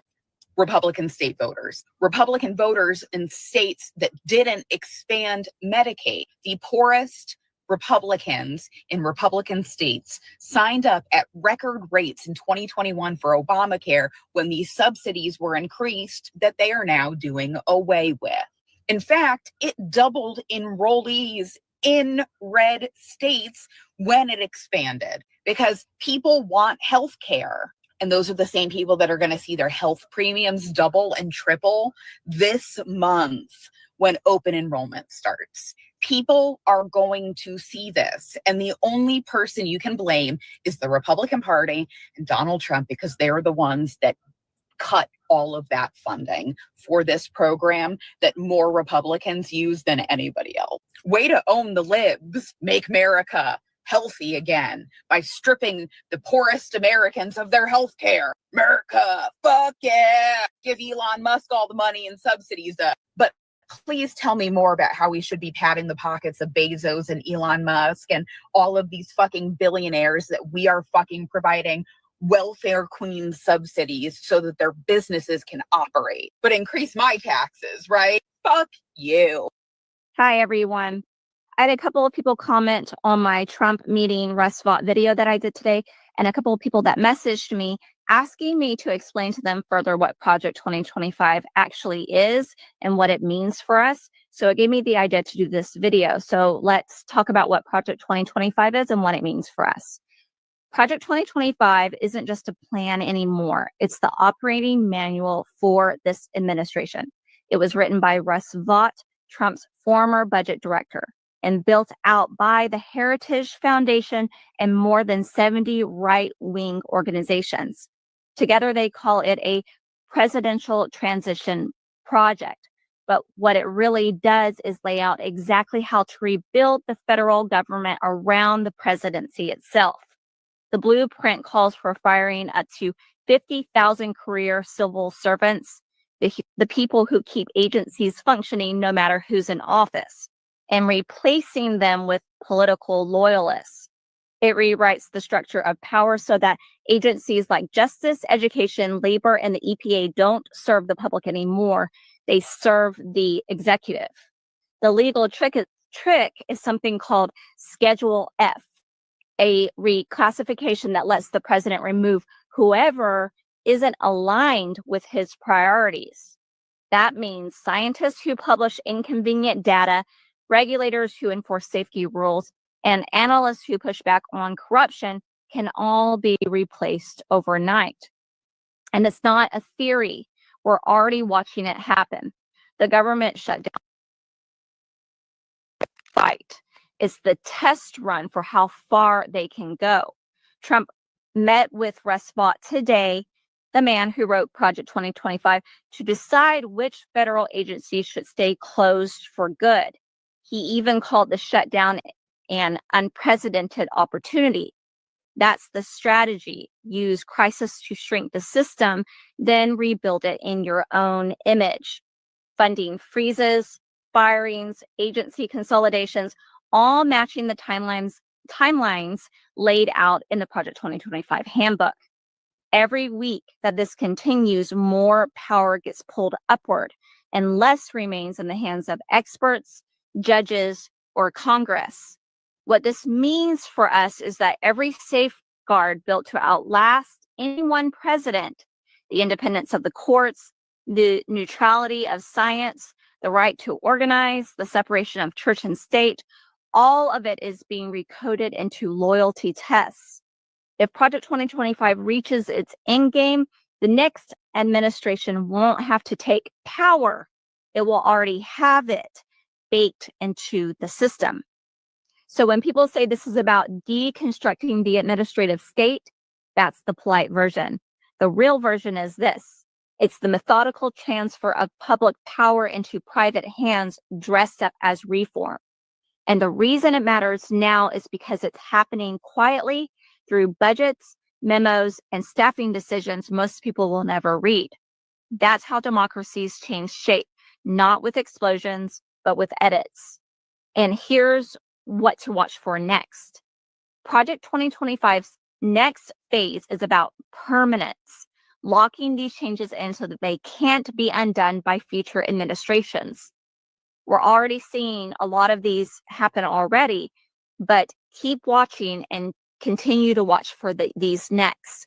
Expect to see more agency mergers, especially between departments that control data, surveillance, and education. Expect expanded acting positions that never go through Senate confirmation. Expect faith-based mandates push into public policy, especially in education and healthcare, and expect them to call it streamlining. That's the trick. Use the language of efficiency to hide the machinery of control. This isn't about governing anymore. It's about rewriting the definition of government itself. And if the public doesn't start paying attention, This won't end with Project 2025. It will end with a system built to outlive the people who created it. That's not reform. That's replacement. And if you're wondering when democracy ends, it's not on some distant date. It's in moments like this, when the edits start to look like the plan. I'll be breaking this story down even further on my Substack and Patreon. I'll be doing a deeper dive about Project 2025 over there. It's free to subscribe. Link is in the bio. Have a good evening. Thanks. Okay, so this is breaking news, but Donald Trump just confirmed that Project 2025 was in fact the plan all along. Basically, in the tweet behind me, he's bragging about working with one of the Project 2025. I have a meeting today with Russ Bell. He is a Project 2025 fame to determine which of many Democrat agencies, most of which are a political scam, he recommends to be cut and whether or not those cuts, blah, blah, blah, blah, blah. Basically, I'm working with the guy that did 2025. Yes, he is my boy. Now that we have a confirmation that this is the plan for America, let's just go over again what Project 2025 says. Eliminate the Department of Education. Use public funds to pay for private religious schools. Encourage Christian indoctrination through public school. Dismantle civil rights and DEI protection. Eliminate no-fault divorce. Total ban on abortions regardless of viability or health of the mother. Ban all contraceptive. Ban African American and gender studies on all levels of education. Tax cuts for major corporations and 1% while increasing taxes on the rest. Eliminating unions and all worker protection. Eliminating all climate protection. Encourages Arctic drilling. Eliminating regulations on big business and oil. Raise the retirement age. Eliminate Social Security for the elderly and disabled. Promote capital punishment. Condemn single mothers while encouraging traditional family. Only recognize traditional families by overturning Obergefell versus Hodges. Dismantle the FBI and Homeland Security. Use of military to break up protests. Eliminating Head Start and free school lunch programs. Banning books. Force immigrants to be held in camp. Ban Muslims from entering the country. Dismantle the FDA, EPA, NOAA, and more. Pack the Supreme Court with extreme far-right judges. If you voted for Trump, that's what you're voting for, right? And most of that stuff has already happened. So now we know, prepare, study Project 2025, and do what you can to survive. Well, Donald Trump has dropped the act and he is now totally embracing Project 2025. Remember during the campaign when he said he had no idea what Project 2025 was or who was involved and it had nothing to do with his campaign? Well, now Donald Trump is saying that he is going to use the shutdown to implement Project 2025. Trump today wrote, I have a meeting today with Russ Vought, he of Project 2025 fame, to determine which of the many Democrat agencies, most of which are a political scam, he recommends to be cut, and whether or not those cuts will be temporary or permanent. I can't believe the radical left Democrats gave me this unprecedented opportunity. They are not stupid people, so maybe this is their way of wanting to quietly and quickly make America great again. President DJT. And let's just take a look at Donald Trump's post on July 5th, 2024, when he wrote, I know nothing about Project 2025. I have no idea who's behind it. I disagree with some of the things they're saying, and some of the things they're saying are absolutely ridiculous and abysmal. Anything they do, I wish them luck, but I have nothing to do with them. And I just want to say, shame on the legacy media for believing that crap and regurgitating Donald Trump's lies. We all knew. All of us knew. Yet the media defended him every step of the way. You had headlines like this in the USA Today. Fact-checking Kamala Harris. Harris repeats claim that Project 2025 is Trump's plan. That's still not right. Democrats have sought to tie former President Donald Trump to Project 2025 in recent months, and Tuesday's debate between Trump and Vice President Kamala Harris was no exception. Harris described Project 2025 as a detailed and dangerous plan. Trump sorry I'm late. Implementing if he is elected to a second term. She referred to it as his project. Yeah, you missed Tuesday and ran late for Grand Rising. So we're going over Trump and admits that he's using Project 2025. Oh, God. So you got like the halfway point. Well, oh boy, man, I don't understand why he ain't in jail, man. I mean, man, really. So therefore, so all with this is, hey, twin, hold on, let me get hooked up here. All what it is, man, it's a bunch of damn hypocrisy, man, is what's going on, you know what I'm saying? And then, of course, Letitia James, you know, Yeah, okay. She's being persecuted illegally. All it is revenge. Okay, number one. He's on the revenge tour. Yeah, we covered that. Yeah, you say, and why these assholes in the damn Congress ain't started a fucking impeachment, man, tells me they all in on it. And just like Randall Robinson says right here, in the end, neither side cares, and they don't. Because all of them are in cahoots. Right. How they gonna start an impeachment though, Shabaka? They don't have no they have no say. The Democrats have no say in the House or the Senate. Yeah, or the Senate is because, see, you know, the dumpster, man, he shored up the whole Congress. You see what I'm saying? And then you got the governmental shutdown. I'm just looking on mainstream media here, man. A lot of people don't know what they're going to do. You see what I mean? Yeah. And so what it is just like what the hell we've been saying all along, man. What is it going on for the last 8 years now? Black man, this is why we got to become self-sufficient, to put our own people to work. See what I mean? And we don't have time for these other groups. They can't come to us no more. Yep. You see, they can't come to us no more. Then the business that's happening down in Chicago, okay. Oh yeah, we're gonna get to that next, Shabaka. Okay. Finish up this project 2025. Oh yeah. It's out to kill us. 2025. But in the debate and elsewhere, Trump has claimed he has nothing to do with Project 2025. And then in interviews, they would constantly. Well, what's so funny about it is the head of Project 2025, who just recently passed away, endorsed Kamala Harris.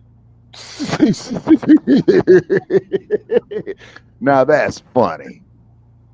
They also try to fact check Kamala Harris about Trump's association with Project 2025.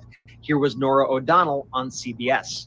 Just read Project 2020. The former president said that's not true. He says everything. Come on, are we really taking his word for it? And well, once again, Kamala Harris was right. Here's the Project 2025 tracker. As you can see, Project 2025 has already been nearly 50% implemented during Donald Trump's term. And I think this is yet another reason why so many people have lost faith in the legacy media. And if you want independent reporting that actually tells it how it is, that doesn't believe everything that Donald Trump says, I want you to follow the Midas Touch podcast right now on Apple Podcasts and Spotify. Leave a 5-star review if you can, and join us on Substack at MidasPlus.com. Spread the word. I'll see you soon. Some on the right, severe right, came up with this Project 25, and I don't even know. They are extreme. I mean, they're seriously extreme. But I don't know anything about it. I don't want to know anything about it. I have nothing to do with Project 2025.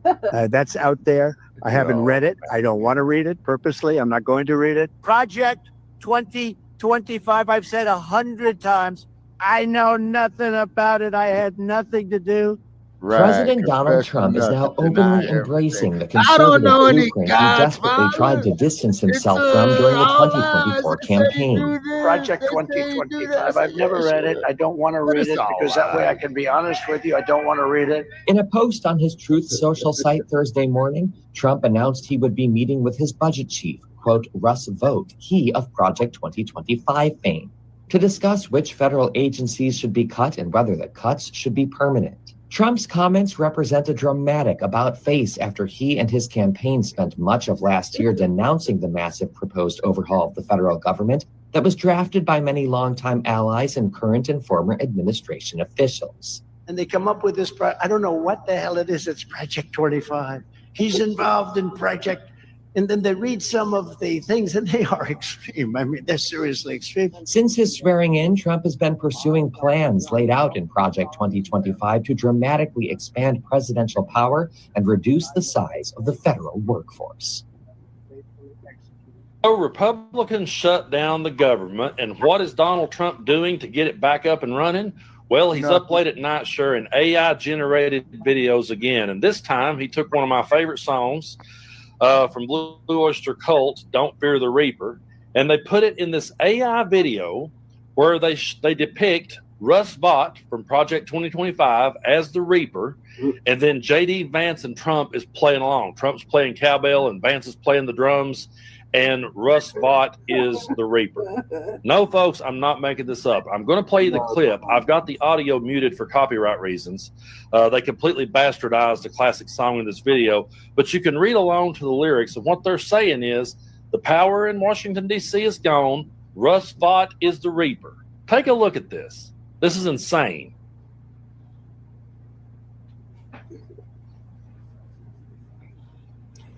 Yeah.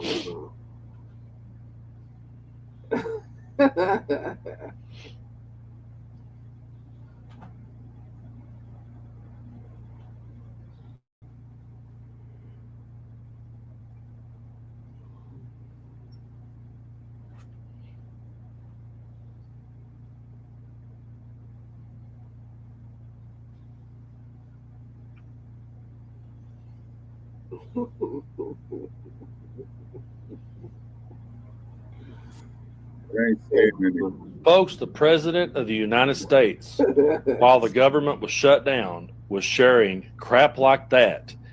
And after saying on the campaign trail that he had nothing to do with Project 2025, he is now full-chested embracing it, just like we knew he was going to do. He posted this, and I shared this the other day in a video, but we're going to read it again. He put this out, and he said, I have a meeting today with Russ Vought, he of Project 2025 fame. So Trump has just confirmed that Project 2025 is indeed his plan for the Department of Education. I'm going to go over all the pieces this week. There is a lot to go through. It's really going to depend on what state that you're in and whether or not your state can afford to risk losing federal funding if they don't adhere to the guidelines. The biggest thing he's going to do is allow corporations of his choosing to go into our school system to harvest labor directly out of. And I'll go over all that. He's going to take away teacher tenure and any employment protections they have as of right now. Now, how is this going to work with the corporations? Well, they are getting rid of IEP and 504 plans. So if your child needs any of those things to learn, well, they won't be available and they will be sent into a special program that the corporations will be providing so that they can make sure that those kids that come out of the school are skilled in specific areas for their corporations. So they do this in other authoritarian countries all the time. So it's not that hard to implement. Once you defund schools to a level that they could only teach certain kids that learn a certain way, the rest are sent into these corporate programs. And so we'll see what corporations he chooses. And he's going to require that teachers and students all pray in school to whatever they decide they want you to pray to. Good luck with that. During the campaign, President Trump said that he did not know anything about Project 2025. Now he knows about it. Is that the blueprint for shrinking the government? Look, the blueprint is what the president and his team and his cabinet secretaries ultimately decide. During the campaign, here's a terrifying fact about good old Project 2025.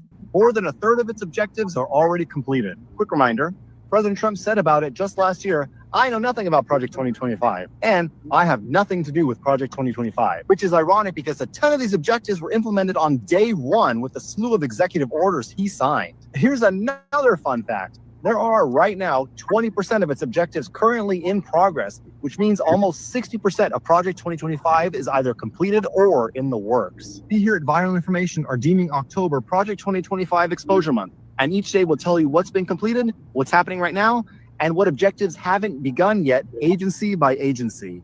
We'll also be noting which of these were signed directly by executive order. Surely a coincidence since President Trump knows nothing about Project 2025. Stay tuned while we uncover what a conservative think tank is remaking your government into. This has been Viral Information, and there's more where that came from. You won't have to do it anymore. 4 more years, you know what? It'll be fixed. It'll be fine. You won't have to vote anymore, my beautiful Christians. I love you, Christians. Won't have to vote anymore. Well, y'all, let me just throw another thing out here. I heard, because you know Donald Trump is trying to get rid of our history, and I heard that during this shutdown, he is taking out a lot of things from the Black Smithsonian, which I'm not shocked. If you remember, about a month ago, he had his attorneys and people walk through to decide which displays and which things must come down. Well, I'm hearing the stuff is coming down behind the scenes during the shutdown. So he doesn't want anybody to know any of the things that we have done, our forefathers have done, and foremothers in history. So They're erasing it as we speak. So I'm not surprised, but it's a lot of dirt going on during this shutdown, y'all. And when things are back up and running, you're going to see the carnage that has happened. Now, Donald Trump wanted to get rid of 1.9 million federal workers. Now, I would not be surprised if this is already happening. I did read an article a few days ago that some on his team are trying to convince him not to fire people during the shutdown. But we know how Donald Trump operates. He doesn't care, nor does he take the advice of other people. He will just do this. You'll find out about it in the coming weeks as people come online and tell you that they got fired during the shutdown. So we shall see, but it's a lot of things going on, and I guess we'll see the real damage really soon. So y'all, I'm going to go ahead and conclude. Please return back at 6 o'clock because I intend on talking about another rapture that never. Oh my God. All right, thank you, Lisa. What do you tell us? Shabaka Trump a Mr. User Project 2025. Man, it's a mess, man, you know. And then I'm putting some comments in here, and social media rejected my comments, saying they think it's spam. Try it again. So I'm rewording it, and I'm putting up here more reason for us to build our own infrastructures. Okay, they let that one go through. Okay, now what do I mean for us to build on infrastructures? Okay, we should be family and fellow soldiers. I'm the professor of housing, food distribution, banking. Okay, loan companies, durable goods, and consumer goods. See, we should be controlling all that there ourselves, because all this all-inclusive stuff is to our detriment. Mm-hmm. Yep. See, I've been saying that for the last 7 years. Yes, and this joker Trump, he's proving my point. You see? Yeah. He's proving my point. You know? Randall said, I said Trump was going to cause havoc a couple years ago. Yeah. Yeah. We said that. We said it the day he started running for re-election. Truth. Yeah. See, we knew all this stuff was gonna happen. Yeah. But they got the kumbayas, Cory Booker's, Hakeem Jeffries, you know. All you black politicians, you need to quit at the city level, at the county level, at the state level, at the federal level, because you clowns are a fifth wheel. Useless. You're useless. You're obsolete. You're junk. But like our man here says, they always break their tools, and those tools have been broken. Yep. So speaking of a broken tool, Brandon Johnson. Trump wants Brandon Johnson arrested. I don't have a problem with it. Book his ass right there in the Cook County Jail. Let him walk the concrete. So Trump threatens to put Brandon Johnson in jail. Let him. Let him. Because I'm tired of these Negroes, you know, who get caught with their hands in the till, selling us down the tubes every day. And then when it comes there and bite them in the ass, here they come to us, oh, please support Brandon Johnson. Please support Cameron Bass. Please support London Bridge and what have you. You see, just like Letitia James. Now she's appealing to the black community. But Miss Letitia James, where were you at, ma'am, when they beat that brother to death, that they had handcuffed on that gurney? Where were you at on that there, Mrs. James? Mr. Booker, where were you at when Mr. Booker was beat to death? Exactly.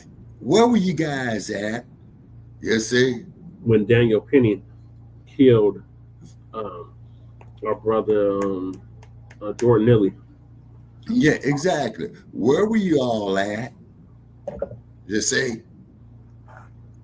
Say you did those Uncle Tom Bradley moves. And When Alvin Bradley was the mayor of Los Angeles, anytime a black issue comes up, what would Bradley do? He would deflect to other groups. Mm-hmm. They say, he's doing the same thing as the mayor of Chicago. yeah, exactly. You know, All right, so that former mayor, who's that old egghead idiot they just got rid of, Eric Adams? yeah. You tricks are obsolete. You all are going out there self-grandosing for yourselves. You're getting thrown under the bus. Look at Letitia James. Yeah. Getting straight thrown under the bus. Yeah. You see? But you still sitting up there, we shall overcome. Pow, ping, oops, upside your head. Fire hoses. We shall overcome. Good trouble. John Lewis, cracked upside the dome, stretched. Oh, that's good trouble. Oh, beat me some more. Damn. All right, I mean, come on, people. Let's be real here. Would not no other group of people would go for this. You see what I'm saying? No other group of people would go for this. They will come together, man. You know what I'm saying? But we don't. We shall overcome. Pow, ping. You know what I'm saying?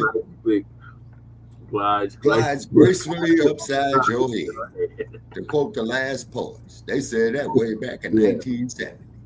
Yeah. Still is. Professor Blacc is going to give us an update on that. Okay.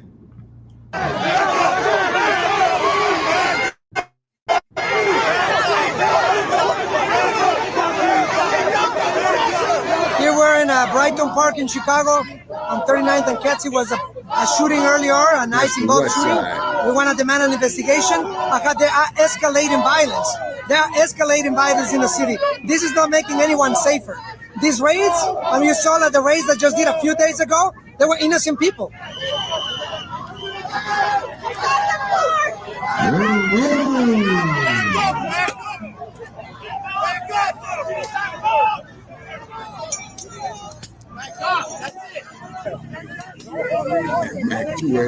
A great protester voice. President Donald Trump says the Illinois governor and Chicago mayor should be jailed as they oppose his deployment of National Guard troops for his immigration and crime crackdown. Trump wrote on Truth Social that Mayor Brandon Johnson and Governor J.B. Pritzker should be in jail for failing to protect ICE officers. He's often singled out Chicago and Illinois because they have some of the country's strongest immigrant protections.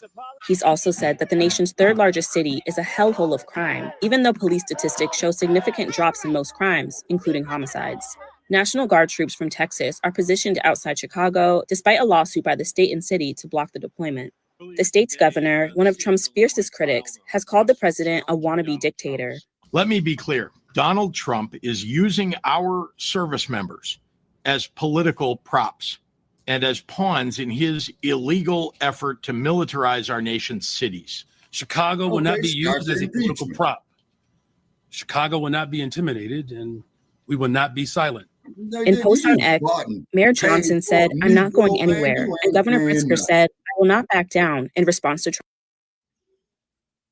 Yeah, there's no denying that the dream has turned into a nightmare, not just for the illegal aliens, but for a number of their backers and supporters. This morning's briefing is not the discussion around the fact that foundational Black Americans are not being rounded up and deported by ICE, despite the wishful thinking that's been put out by numerous tethers and clowns, lying by omission and trying to infer it, but it's not true. There are no massive protests in the street. All you got are the usual comparative handful of attention seekers pulling stunts at ICE facilities, which are being repelled very easily. Clout chasers are out here trying to get a following, but it's just not working. And speaking of not working, Chicago's mayor, Brandon Johnson's been breaking his neck and twisting himself into knots from the moment that he became mayor to protect illegal aliens, shifting all the city's resources to it and basically telling the Black residents that they don't matter. After all, he feels as if he can hold on to office and indeed make it to higher office without them. Clearly, the end game for people like Brandon Johnson and others has been the expectation that at some point there was going to have to be some sort of mass amnesty that would be granted. That way, all of these illegal aliens that they were trying to cater to and curry the favor of would be converted into a solid voting bloc. At least that was the expectation, but the orange man's thrown a monkey wrench in the works on that one. But for Brandon Johnson, this has been his constituency, and he hasn't even had the decency to make a secret out of it. Okay, then I say, since those are the people that he's trying to get the support of, and he thinks that those are the people who matter, let them bail him out. They should be the ones who stick up for him. Yeah, the orange man is already threatening that he's going to be going after Brandon Johnson and Governor Pritzker. And since these guys made it obvious that they were going to be using the illegal aliens basically as their protection, let them do it now. Let's see if these people will lift a finger to protect Brandon Johnson. Will the Hispanic or Asian or African Caribbean immigrants that he thought he was the mayor of do anything to protect him now or stick up for him? Or will they do as they've always done in their home countries and go to the political strongman and try to make a deal with him? See, that's what actually happens in the real world. The black media has been telling you this for 17 plus years now. The reason that the Hispanics in particular broke for Trump was because of their history. Historically, Latin America has had one dictator after the next, one corrupt ruling family after the next, one junta, one coup, one authoritarian regime after the next. They're used to it. And it's the same in Asia and Africa and the Caribbean. They couldn't make the adjustment to a place where we had made it easy and where they had some breathing room so that they could actually join with us to expand that breathing room. They simply couldn't make that transition. Instead, when they came to the U.S., where foundational Black Americans had been undermining the kind of authoritarian influences that forced them to flee their home countries, they didn't band together with us because they had never fought the fascists in their own home countries. Instead, they reverted to type and did what they did back home, kowtow to power. As the old saying goes, practice doesn't make perfect. Practice makes permanent. And that's the reason why all of this nonsense that we see people out here performing for the cameras, it's not going to go anywhere, especially not with the very illegal aliens that they think they're doing favors for. The illegals who Brandon Johnson's been trying to do the most for are far more likely to go to Trump and try to cut a deal with him. But what they won't be doing is putting themselves on the line for Brandon Johnson. These groups have never advocated to have a black person in charge over them. They come from cultures that are viciously and violently anti-black. And by the way, that also goes for a number of these African and Caribbean immigrants as well. A lot of them also have an anti-black mentality.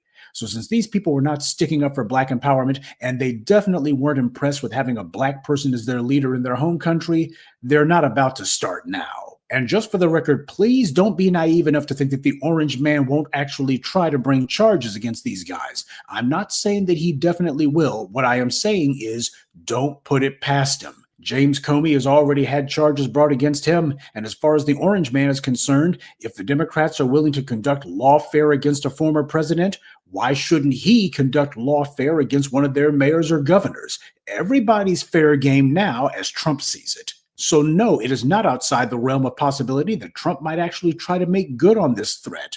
After all, as he once said, "What do you have to lose by trying?"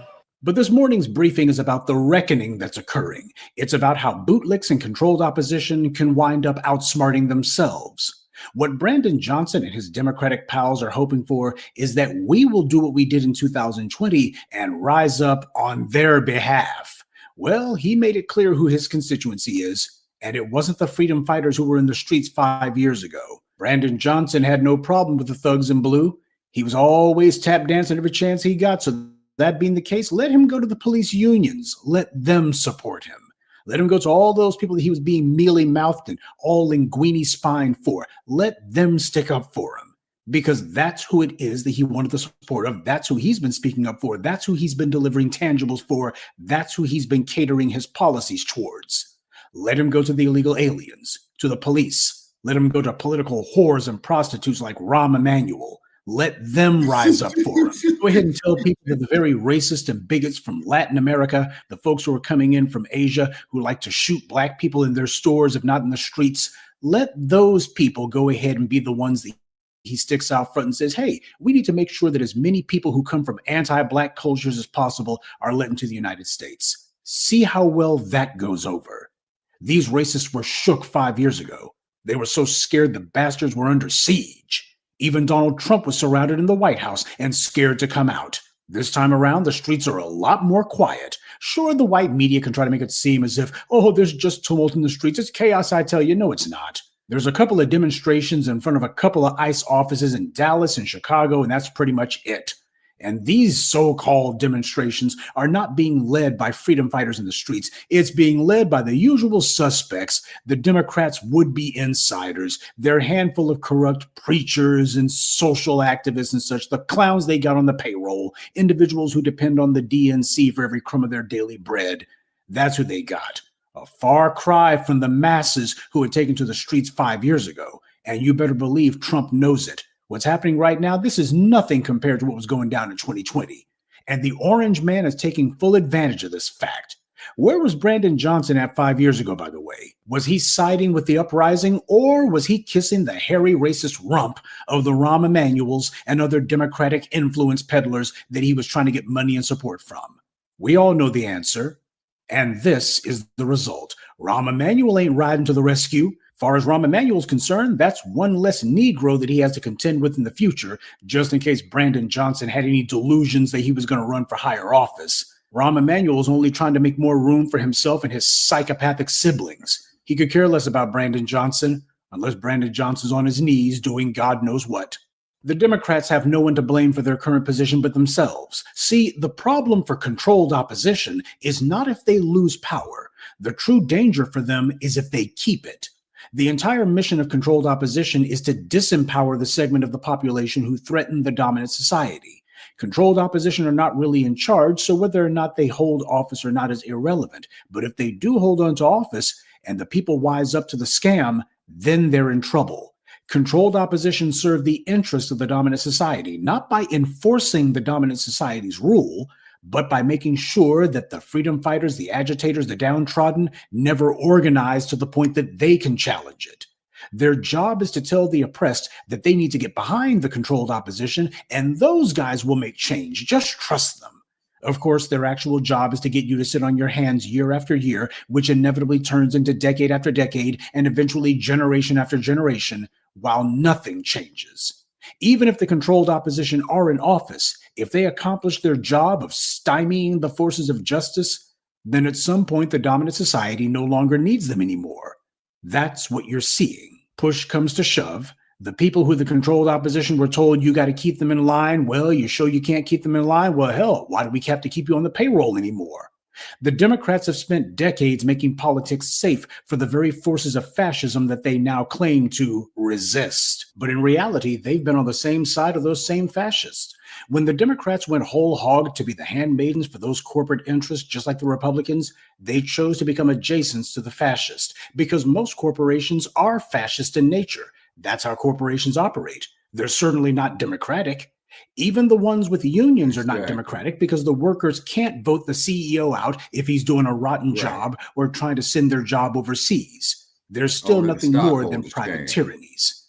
And now we see the Larry Ellisons of the world trying to take this to a grotesque extreme. He and other corporate authoritarians are consolidating their power over the society. It's simply a fact the billionaires have never just wanted to sit on a beach somewhere and enjoy their money. They've always looked at their huge amounts of wealth as a way to play God and to reshape the society the way they want it to be. And as for the people, they are at best just pawns to be moved around, or they're just useless eaters who contribute nothing to the 1%'s wealth creation and hence should be eliminated.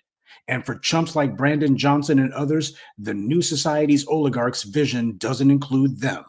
This is why these silly Negroes trying to get in good with the Democrats, or Republicans for that matter, in the hopes of getting a political patronage job, that was always a sucker bet. These shills dream of being the next Barack Obama, meaning a tether who kisses the right behinds and then gets rewarded with a nice elevator ride to the top. But that was only a trick that he gets to pull. They always forget that while the Larry Ellisons can give you tons of money, what they can't give you are votes. Larry Ellison only gets to cast one ballot, just like everyone else. Huge campaign donations are useless when a critical mass of the electorate are on code. When those disaffected people finally remember that the antidote to organized money is an organized vote. But judging by how events are starting to unfold, Brandon Johnson won't have either of those things. He's probably about to watch the end of his political future, or more than that. He bet everything on the illegals getting amnesty and on these hollowed out charlatans who want to jump in front of the cameras being able to mobilize black people in support of him. He's being proven wrong on both counts. These bootlicks think that they can make a career out of being useful idiots. It just never occurred to them. When you take away an idiot's usefulness, all you have left is the idiot. Exactly. Good day and be one. I'd like to take a moment to mention some of our contributors: Frederica Moore, Carl Miller, Chevalier Foster, Mark Anderson, and William Ross. Salute to them and thank you to everyone for listening, liking, and sharing this message. Black empowerment only exists because of you. All right, Shabaka, Well, quick people, thoughts. once again, the professor spoke the truth. Okay, the day of the ass scratch of the Yasa boss is over. They're getting thrown down the toilet, just like how he says they always break their tools. You see what I'm saying? The Brandon Johnsons, the Eric Adams, the Hakeem Jeffries, the Cory Bookers. Uncle Tim Scott is beyond repair. You see what I'm saying? Okay, they might as well throw his ass off in the scrapyard. You see what I mean? So how can people go out here, go vote, get played out of their votes? You see what I'm saying? In Nevada, you got a senator by the name of Scam Brown. Yeah. I might go out there and campaign for that son bitch the next fucking time he run for re-election, because at least he's honest. Look at his name, Scam Brown. Okay. So what more do you need to know? He's a crook. Okay. He's living up to his reputation. I appreciate the dude's honesty. Yeah. Because I know if I go out here and vote for this clown, I know that myself and my people's interests will not be addressed. Okay, so I appreciate his honesty. But these brain dead, ass scratching Negroes, I mean, it's just incredible. And perhaps, Brother Che, we probably need to do a show on the future on that. Is how did they weld the chain on the Negro's brain? You see what I'm saying? Not lock it, weld it on there, because you know it's harder to break a weld seal than a lock. You see, you can pick a lock, but a weld seal, oh man, that's going to require a whole lot of extra effort. Yeah. Yasa Boston is at an all-time high. Okay. And here on this platform, ladies and gentlemen, when we have disagreements, we disagree agreeably. You see what I mean? Okay. Now, also too, Trump is taking Black history out of the schools. Okay. Just like the panties when I was down there in Florida, and one of the panties people, well, man, what do you think about woke theory? I'm saying, like, my man, what the hell is woke theory? Now, keep in mind, people, I'm playing stupid because that was the first and only time that I was in the South. I will not be returning to the South. So I sit up here, I listen to this diatribe, you know what I'm saying? And basically what it is, Black family. These other groups of people, they want our benefits.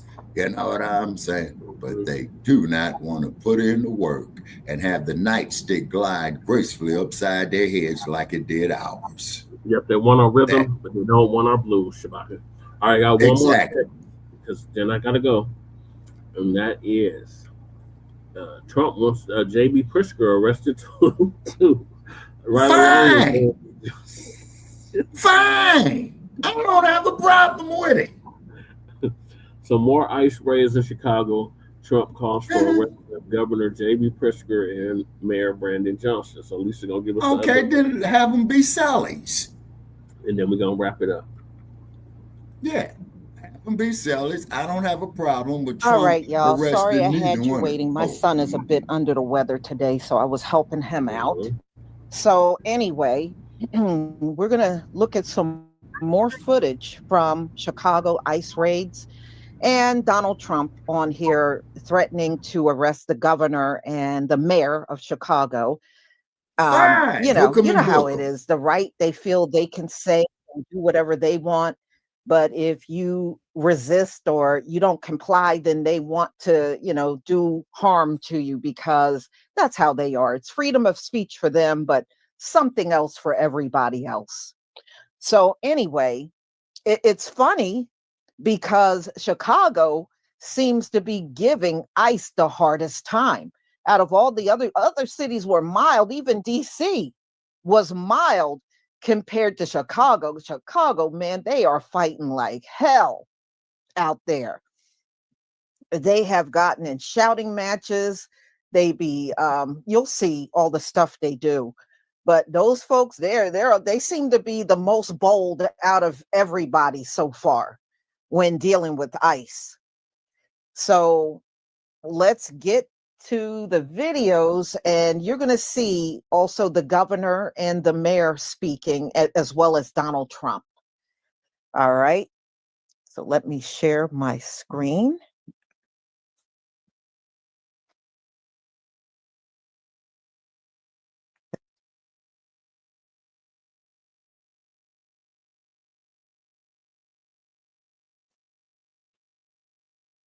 Okay. Give me a 1 if you can see my screen.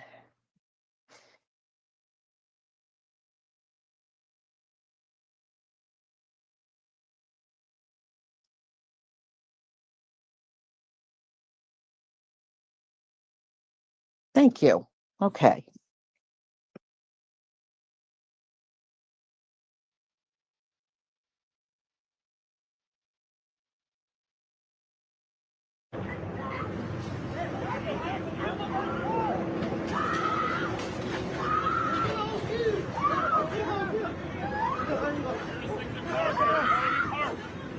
Wait.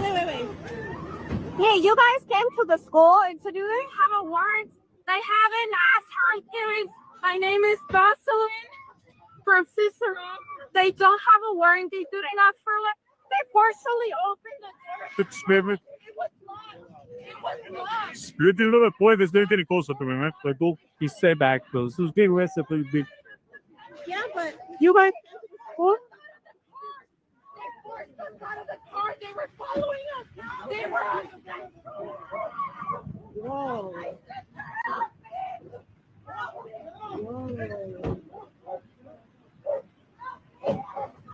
He's so back this. We're okay. I know I'm okay, but I'm worried about other people. Oh no. Yeah.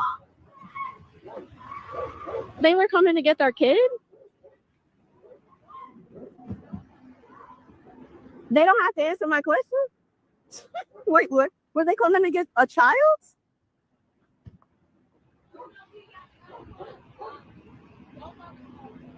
I'm just a little bit confused. Is their kid still inside? Because I want to make sure that the school knows. Silent Rob.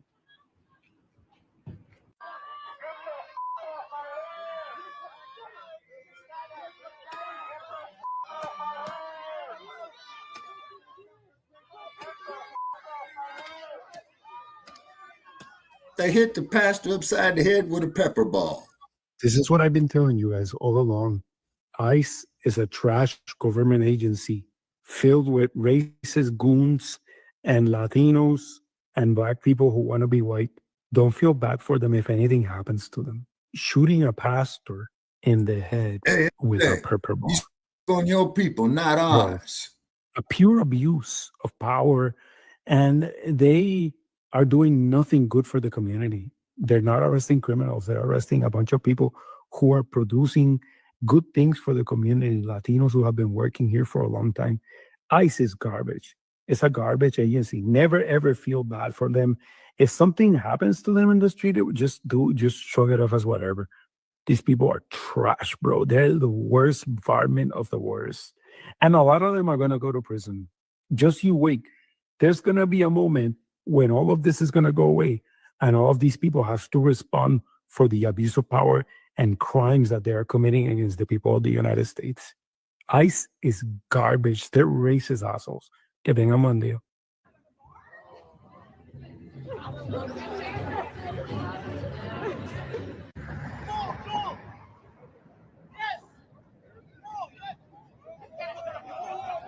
I saw this. Watch this.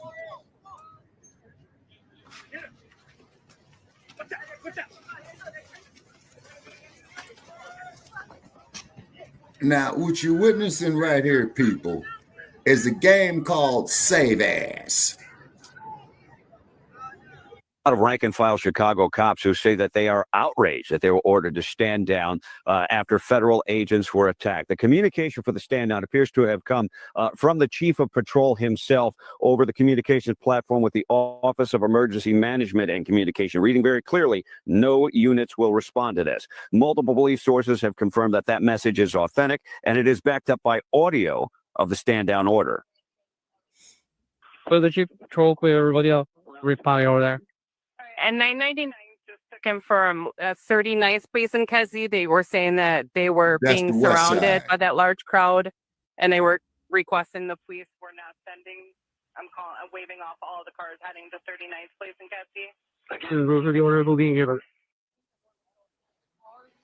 Now, the official statement from Chicago Police Department reads, CPD responded to the scene to document the incident. CPD officers were also on the scene to maintain public safety and traffic control. It happened in Brighton Park. The scene was triggered when two individuals allegedly rammed a Border Patrol vehicle with their cars. Border Patrol agents shot the driver of one of the allegedly attacking vehicles. The drivers are now charged federally, but the incident triggered a riot. That's when the calls for help went out. Now, Chicago Mayor Brandon Johnson just moments ago dodged questions about whether that order tracks back to him, but he says he doubts the narrative of the Border Patrol agents.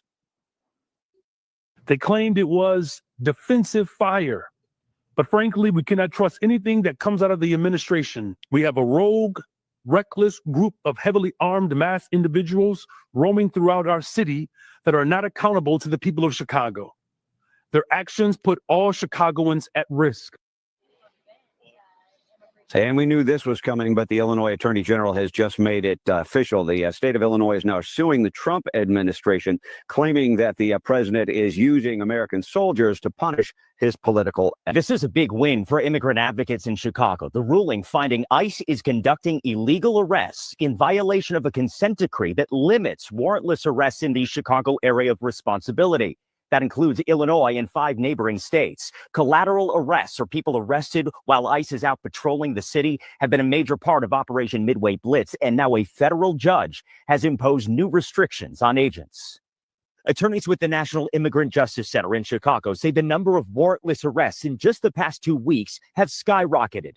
Their case against ICE, starting with 26 people, now up to at least 200. What we have seen now on a much larger scale is federal agents indiscriminately stopping and arresting individuals without warrants. A family scooped up at the bean late last month. Collateral warrantless arrest during a raid at a home in Elgin, with Homeland Security Secretary Kristi Noem present, posting this video on social media. He actually had his work permit to be working here legally. Alliance father, Abella Roscoe, picked up earlier this year. ICE reports reviewed by the I-Team confirming agents did not have a warrant, instead creating one after taking him into custody. My father was the main breadwinner of the family, so having him gone, it's hard. All examples of what U.S. District Judge Jeffrey Cummings ruled is an ongoing pattern of ICE violating the terms of a consent decree. NIJC attorneys successfully arguing agents produced no warrants, civil or criminal, for the arrests. Cummings taking particular issue with instructions to ICE agents to carry blank I-200 forms, civil immigration warrants, on their person in the field to fill them out on the spot, calling ICE's arguments it can do so lawfully meritless. If they made a warrantless arrest, they need to justify and document the specific information. Under the federal consent decree with ICE, to arrest someone with or without a warrant, ICE agents are required to meet 2 criteria. Is there probable cause to believe someone is in the U.S. illegally, and are they also a flight risk? ABC 7 chief legal analyst Gil Sofer says the government is likely to appeal the ruling. Well, we'll see if it changes operations on the ground. He's certainly sending a shot across the bow, and that, if it's going to be abided by, that's going to slow things down and really impose rigor around the process. Immigrant advocates intensely emotional over the result. To a Black and brown people and immigrants, it does not always seem to be that this earth wants us, but we want us, and that can be enough. Now, the Department of Homeland Security said in a statement to the I-Team, quote, DHS complies with all lawful court orders and is addressing this matter with the court. NIJC says it will seek the release of hundreds of people they claim were unlawfully arrested. All right. A lot to come out of that. Just sticking with exactly what the law says, sir. Absolutely. And we'll see what comes from DHS and how they handle this in court. What would you say to the people who are against your operations right now when you're going and doing something like this to keep the community safe? What would you say to those people who are saying, you know, calling you guys Gestapo, things like that as you're walking around? What would you say to them? You know, I think the first thing I would say is, how about you lived in the apartment next door to Trinidad Aragua members that are trafficking in prostitution, guns, drugs, and taking advantage of American citizens in a violent way? Why don't you live next to them and then see how much of a Gestapo or a Nazi we are? What's the end game here? What's the goal? Well, the end game tonight, obviously, is to make that area a safe place. We're going to remove all illegal aliens, especially if it's Trinidad Aragua, but any and all illegal aliens. And that's going to make this community a safer place. Come and get me. Come and get me. And what kind of a country are we living in where the president of the United States is targeting his political opponents? I mean, that is the world that we're living in now, where he is calling out. He said he was going to jail Gavin Newsom. He says he's going to jail me. He says he's going to jail the mayor of the city of Chicago. These are people who stand against him, disagree with him, speak out about it, but literally have done nothing wrong. We are doing the people's business by standing up for them. President Trump this morning called for you, Illinois Governor J.B. Pritzker, to be jailed for, quote, failing to protect ICE officers. What is your response? Well, you know, first of all, this president is unstable, unhinged, a double-minded individual that, quite frankly, is a threat to our democracy. And it's certainly not the first time that Donald Trump has called for the arresting of a black man unjustly. I'm not going anywhere. I'm going to stay firm as the mayor of this amazing city, which was voted 9 years in a row the best big city in America. And we're going to defend all of Chicago. If Congress will not get this administration, then Chicago will. Today, we are signing an executive order aimed at reining in this out-of-control administration. The order establishes ICE-free zones. That means that city property and unwilling private businesses will no longer serve as staging grounds for these raids. Our school parking lots are not for ICE to load their weapons. They are for Chicagoans who drop their kids off to learn. Our libraries are not for ICE to prepare for a raid. They're for Chicagoans to read and relax. Our parks are not for ICE to set up checkpoints. They are for Chicagoans to play and enjoy. Private establishments can partner with us to make it clear that private property is private property, and ICE cannot enter establishments without a valid warrant. Private entities may voluntarily choose to display signage to designate their property as part of a citywide network of community spaces that stand together in affirming the safety, dignity, and belonging of all of our residents. By extending this protection beyond city-owned land, the order builds a broad civic shield that limits the reach of harmful enforcement practices. It strengthens neighborhood solidarity, and it reaffirms Chicago's role as a welcoming city.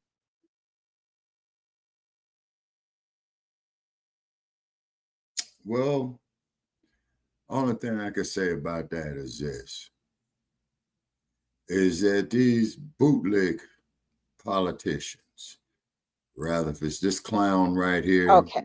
So if you haven't heard, Donald Trump is calling for Governor J.B. Pritzker and Mayor Brandon Johnson to be arrested because they instructed the cops not to help ICE.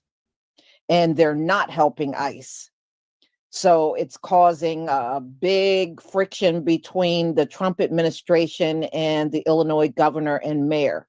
So he already said yesterday to arrest these two.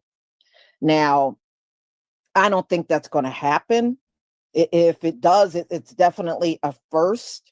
I don't believe they will be arrested. And I don't know if y'all heard, I heard Donald Trump had another mini stroke. You remember when I had showed y'all the video a few weeks ago of him and his mouth was drooping on one side? They're now saying that they think it's happening again. His mouth is drooping on one side, and they're saying they believe he had another mini stroke. Now, I don't know. I'm not a doctor, but now my mother had 2 strokes, and I certainly do know what it looks like. So, yeah, and Donald Trump had his doctor. What was hilarious, he had his doctor say he was in good health because he wins golf tournaments. I was cracking up. I said, you told that doctor what to write. That's what Donald Trump had his doctor write. He's in good shape. He's in good health because he wins golf tournaments. I said, I have never seen a doctor write that even for an athlete. But they're going to write that for Donald Trump. Come on, man. But it's still crazy in Chicago. I think Chicago is more than they can handle. Y'all all just think about this. ICE is out there right now and they are not getting paid. And so far, their toughest assignment has been Chicago. And can you imagine coming up against a bunch of people pouring in the streets all the time, everywhere you go, and you're not even getting paid to do that job because of the government shutdown? I just want to see how long these people are going to show up for work, y'all. I think the longer the government shutdown happens, these folks are going to start jumping ship. And they are. Nobody's going to. And then on top of that, Donald Trump, and I did a live stream yesterday, Donald Trump said he ain't going to give them back pay. So they're on this shutdown. They got to work and there's no back pay. Now they're going to stop showing up. That's my prediction. They're going to stop showing up. Yeah, well, first of all, no doctor writes that. That's why I said that had to come from Donald Trump. He must be dictating to these doctors what to write about him. And remember, he said he was 6'4", 224 pounds. Now you see what Donald Trump looked. Donald Trump looked like he's tipping 300. Donald Trump looks like he's more on the 300-pound end. He don't look like no 224. A 224, 6'4" man would be slim. Okay, he would be a slim man. He would not look like Donald Trump. I said, yeah, look like he added a few inches, and you say 325. Yeah, Enoch, you could be right. 325. He ain't no 2 anything. I believe Donald Trump is 300 plus. Well, old people do start shrinking. They do. You maybe when you were younger, you were 6'4", but at 70 something, usually you start losing inches. 5'11". Yeah. He probably is more like 5'11".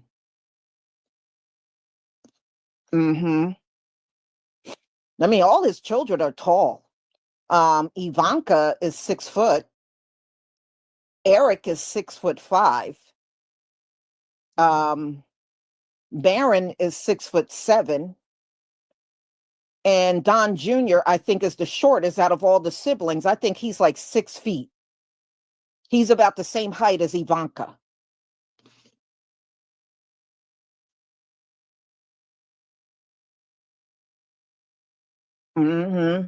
His head alone is 40 pounds. A trip. Y'all know them folks be coming to my comment section. Y'all be hurting their feelings. You should see them writing me. You're so mean in this comment.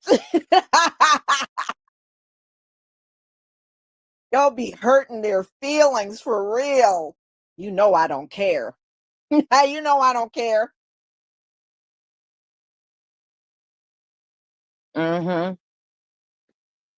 Well, this place is going to be divided. We're in the final days. We knew all this infighting, and the Republican Party and Democrat no longer on speaking terms. So it's no telling how long the government's going to be shut down. But they even said again today, this is going to be a long one. I do feel sorry for the people that work for the government because, you know, they're going to definitely fall behind on their bills, their mortgage, their rent. And if you don't give them back pay, they're never going to be able to catch up. And that's what Donald Trump is talking about doing. But they said there is a law. In fact, the law was put in place when Donald Trump was in his first term that said that the government, federal workers would get back pay if there's a shutdown. Now he's trying to rescind all of that and say, no, they're not entitled to that. Unbelievable. Well, y'all, I'm going to conclude, but please come back for the next one. At 6 o'clock, I'm going to be talking about Elon Musk and his Starlink satellites have been falling out of the sky at an alarming rate.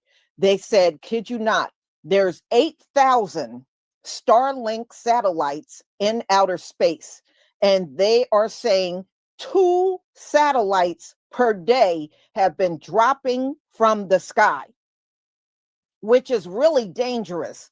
Somebody could get killed, you know? And I got footage of a whole string of them falling out the sky all together. So you're going to see this. It's a whole bunch of them. They said, I think like more than 10 dropped out of the sky, and they were in a straight line coming back down to Earth. So this is going to be real interesting. So that's going to be at 6 o'clock. So I hope to see all of you then. Shalom, family.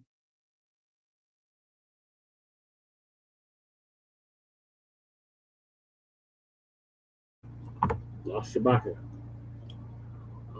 Thank y'all for tuning in. This is going to conclude season 10, episode 46, Grand Rising with Shabaka and the Chase, in conjunction with the Front Line Blacc News. Join us tomorrow for a brand new episode of the Front Line Blacc News, season 5, episode 47, part 1. In the meantime, make sure you like and subscribe to all our platforms, Front Line Blacc News on YouTube and Facebook, The Revolutionary Agenda on YouTube and Facebook, and Shabaka's Black Experience Enhanced on Facebook, Twitter, and TikTok. So peace, love, light, reparations, and separations, and peace, love, light, reparations, and separations, delineations, and Black empowerment. Chain Crewman and Lady Chase signing off from the Mile High Income and Legal Market for the city in a sundown town known as Aurora, Colorado. Peace, Mac. Peace, Twin. Peace, Randall. And anybody else that tapped in. Jab. Appreciate you coming through. Win, lose. Appreciate you coming through. Brother Kahari, Young Riaz, appreciate you coming through. Anybody else speaking and not speaking. So peace, y'all. See y'all tomorrow.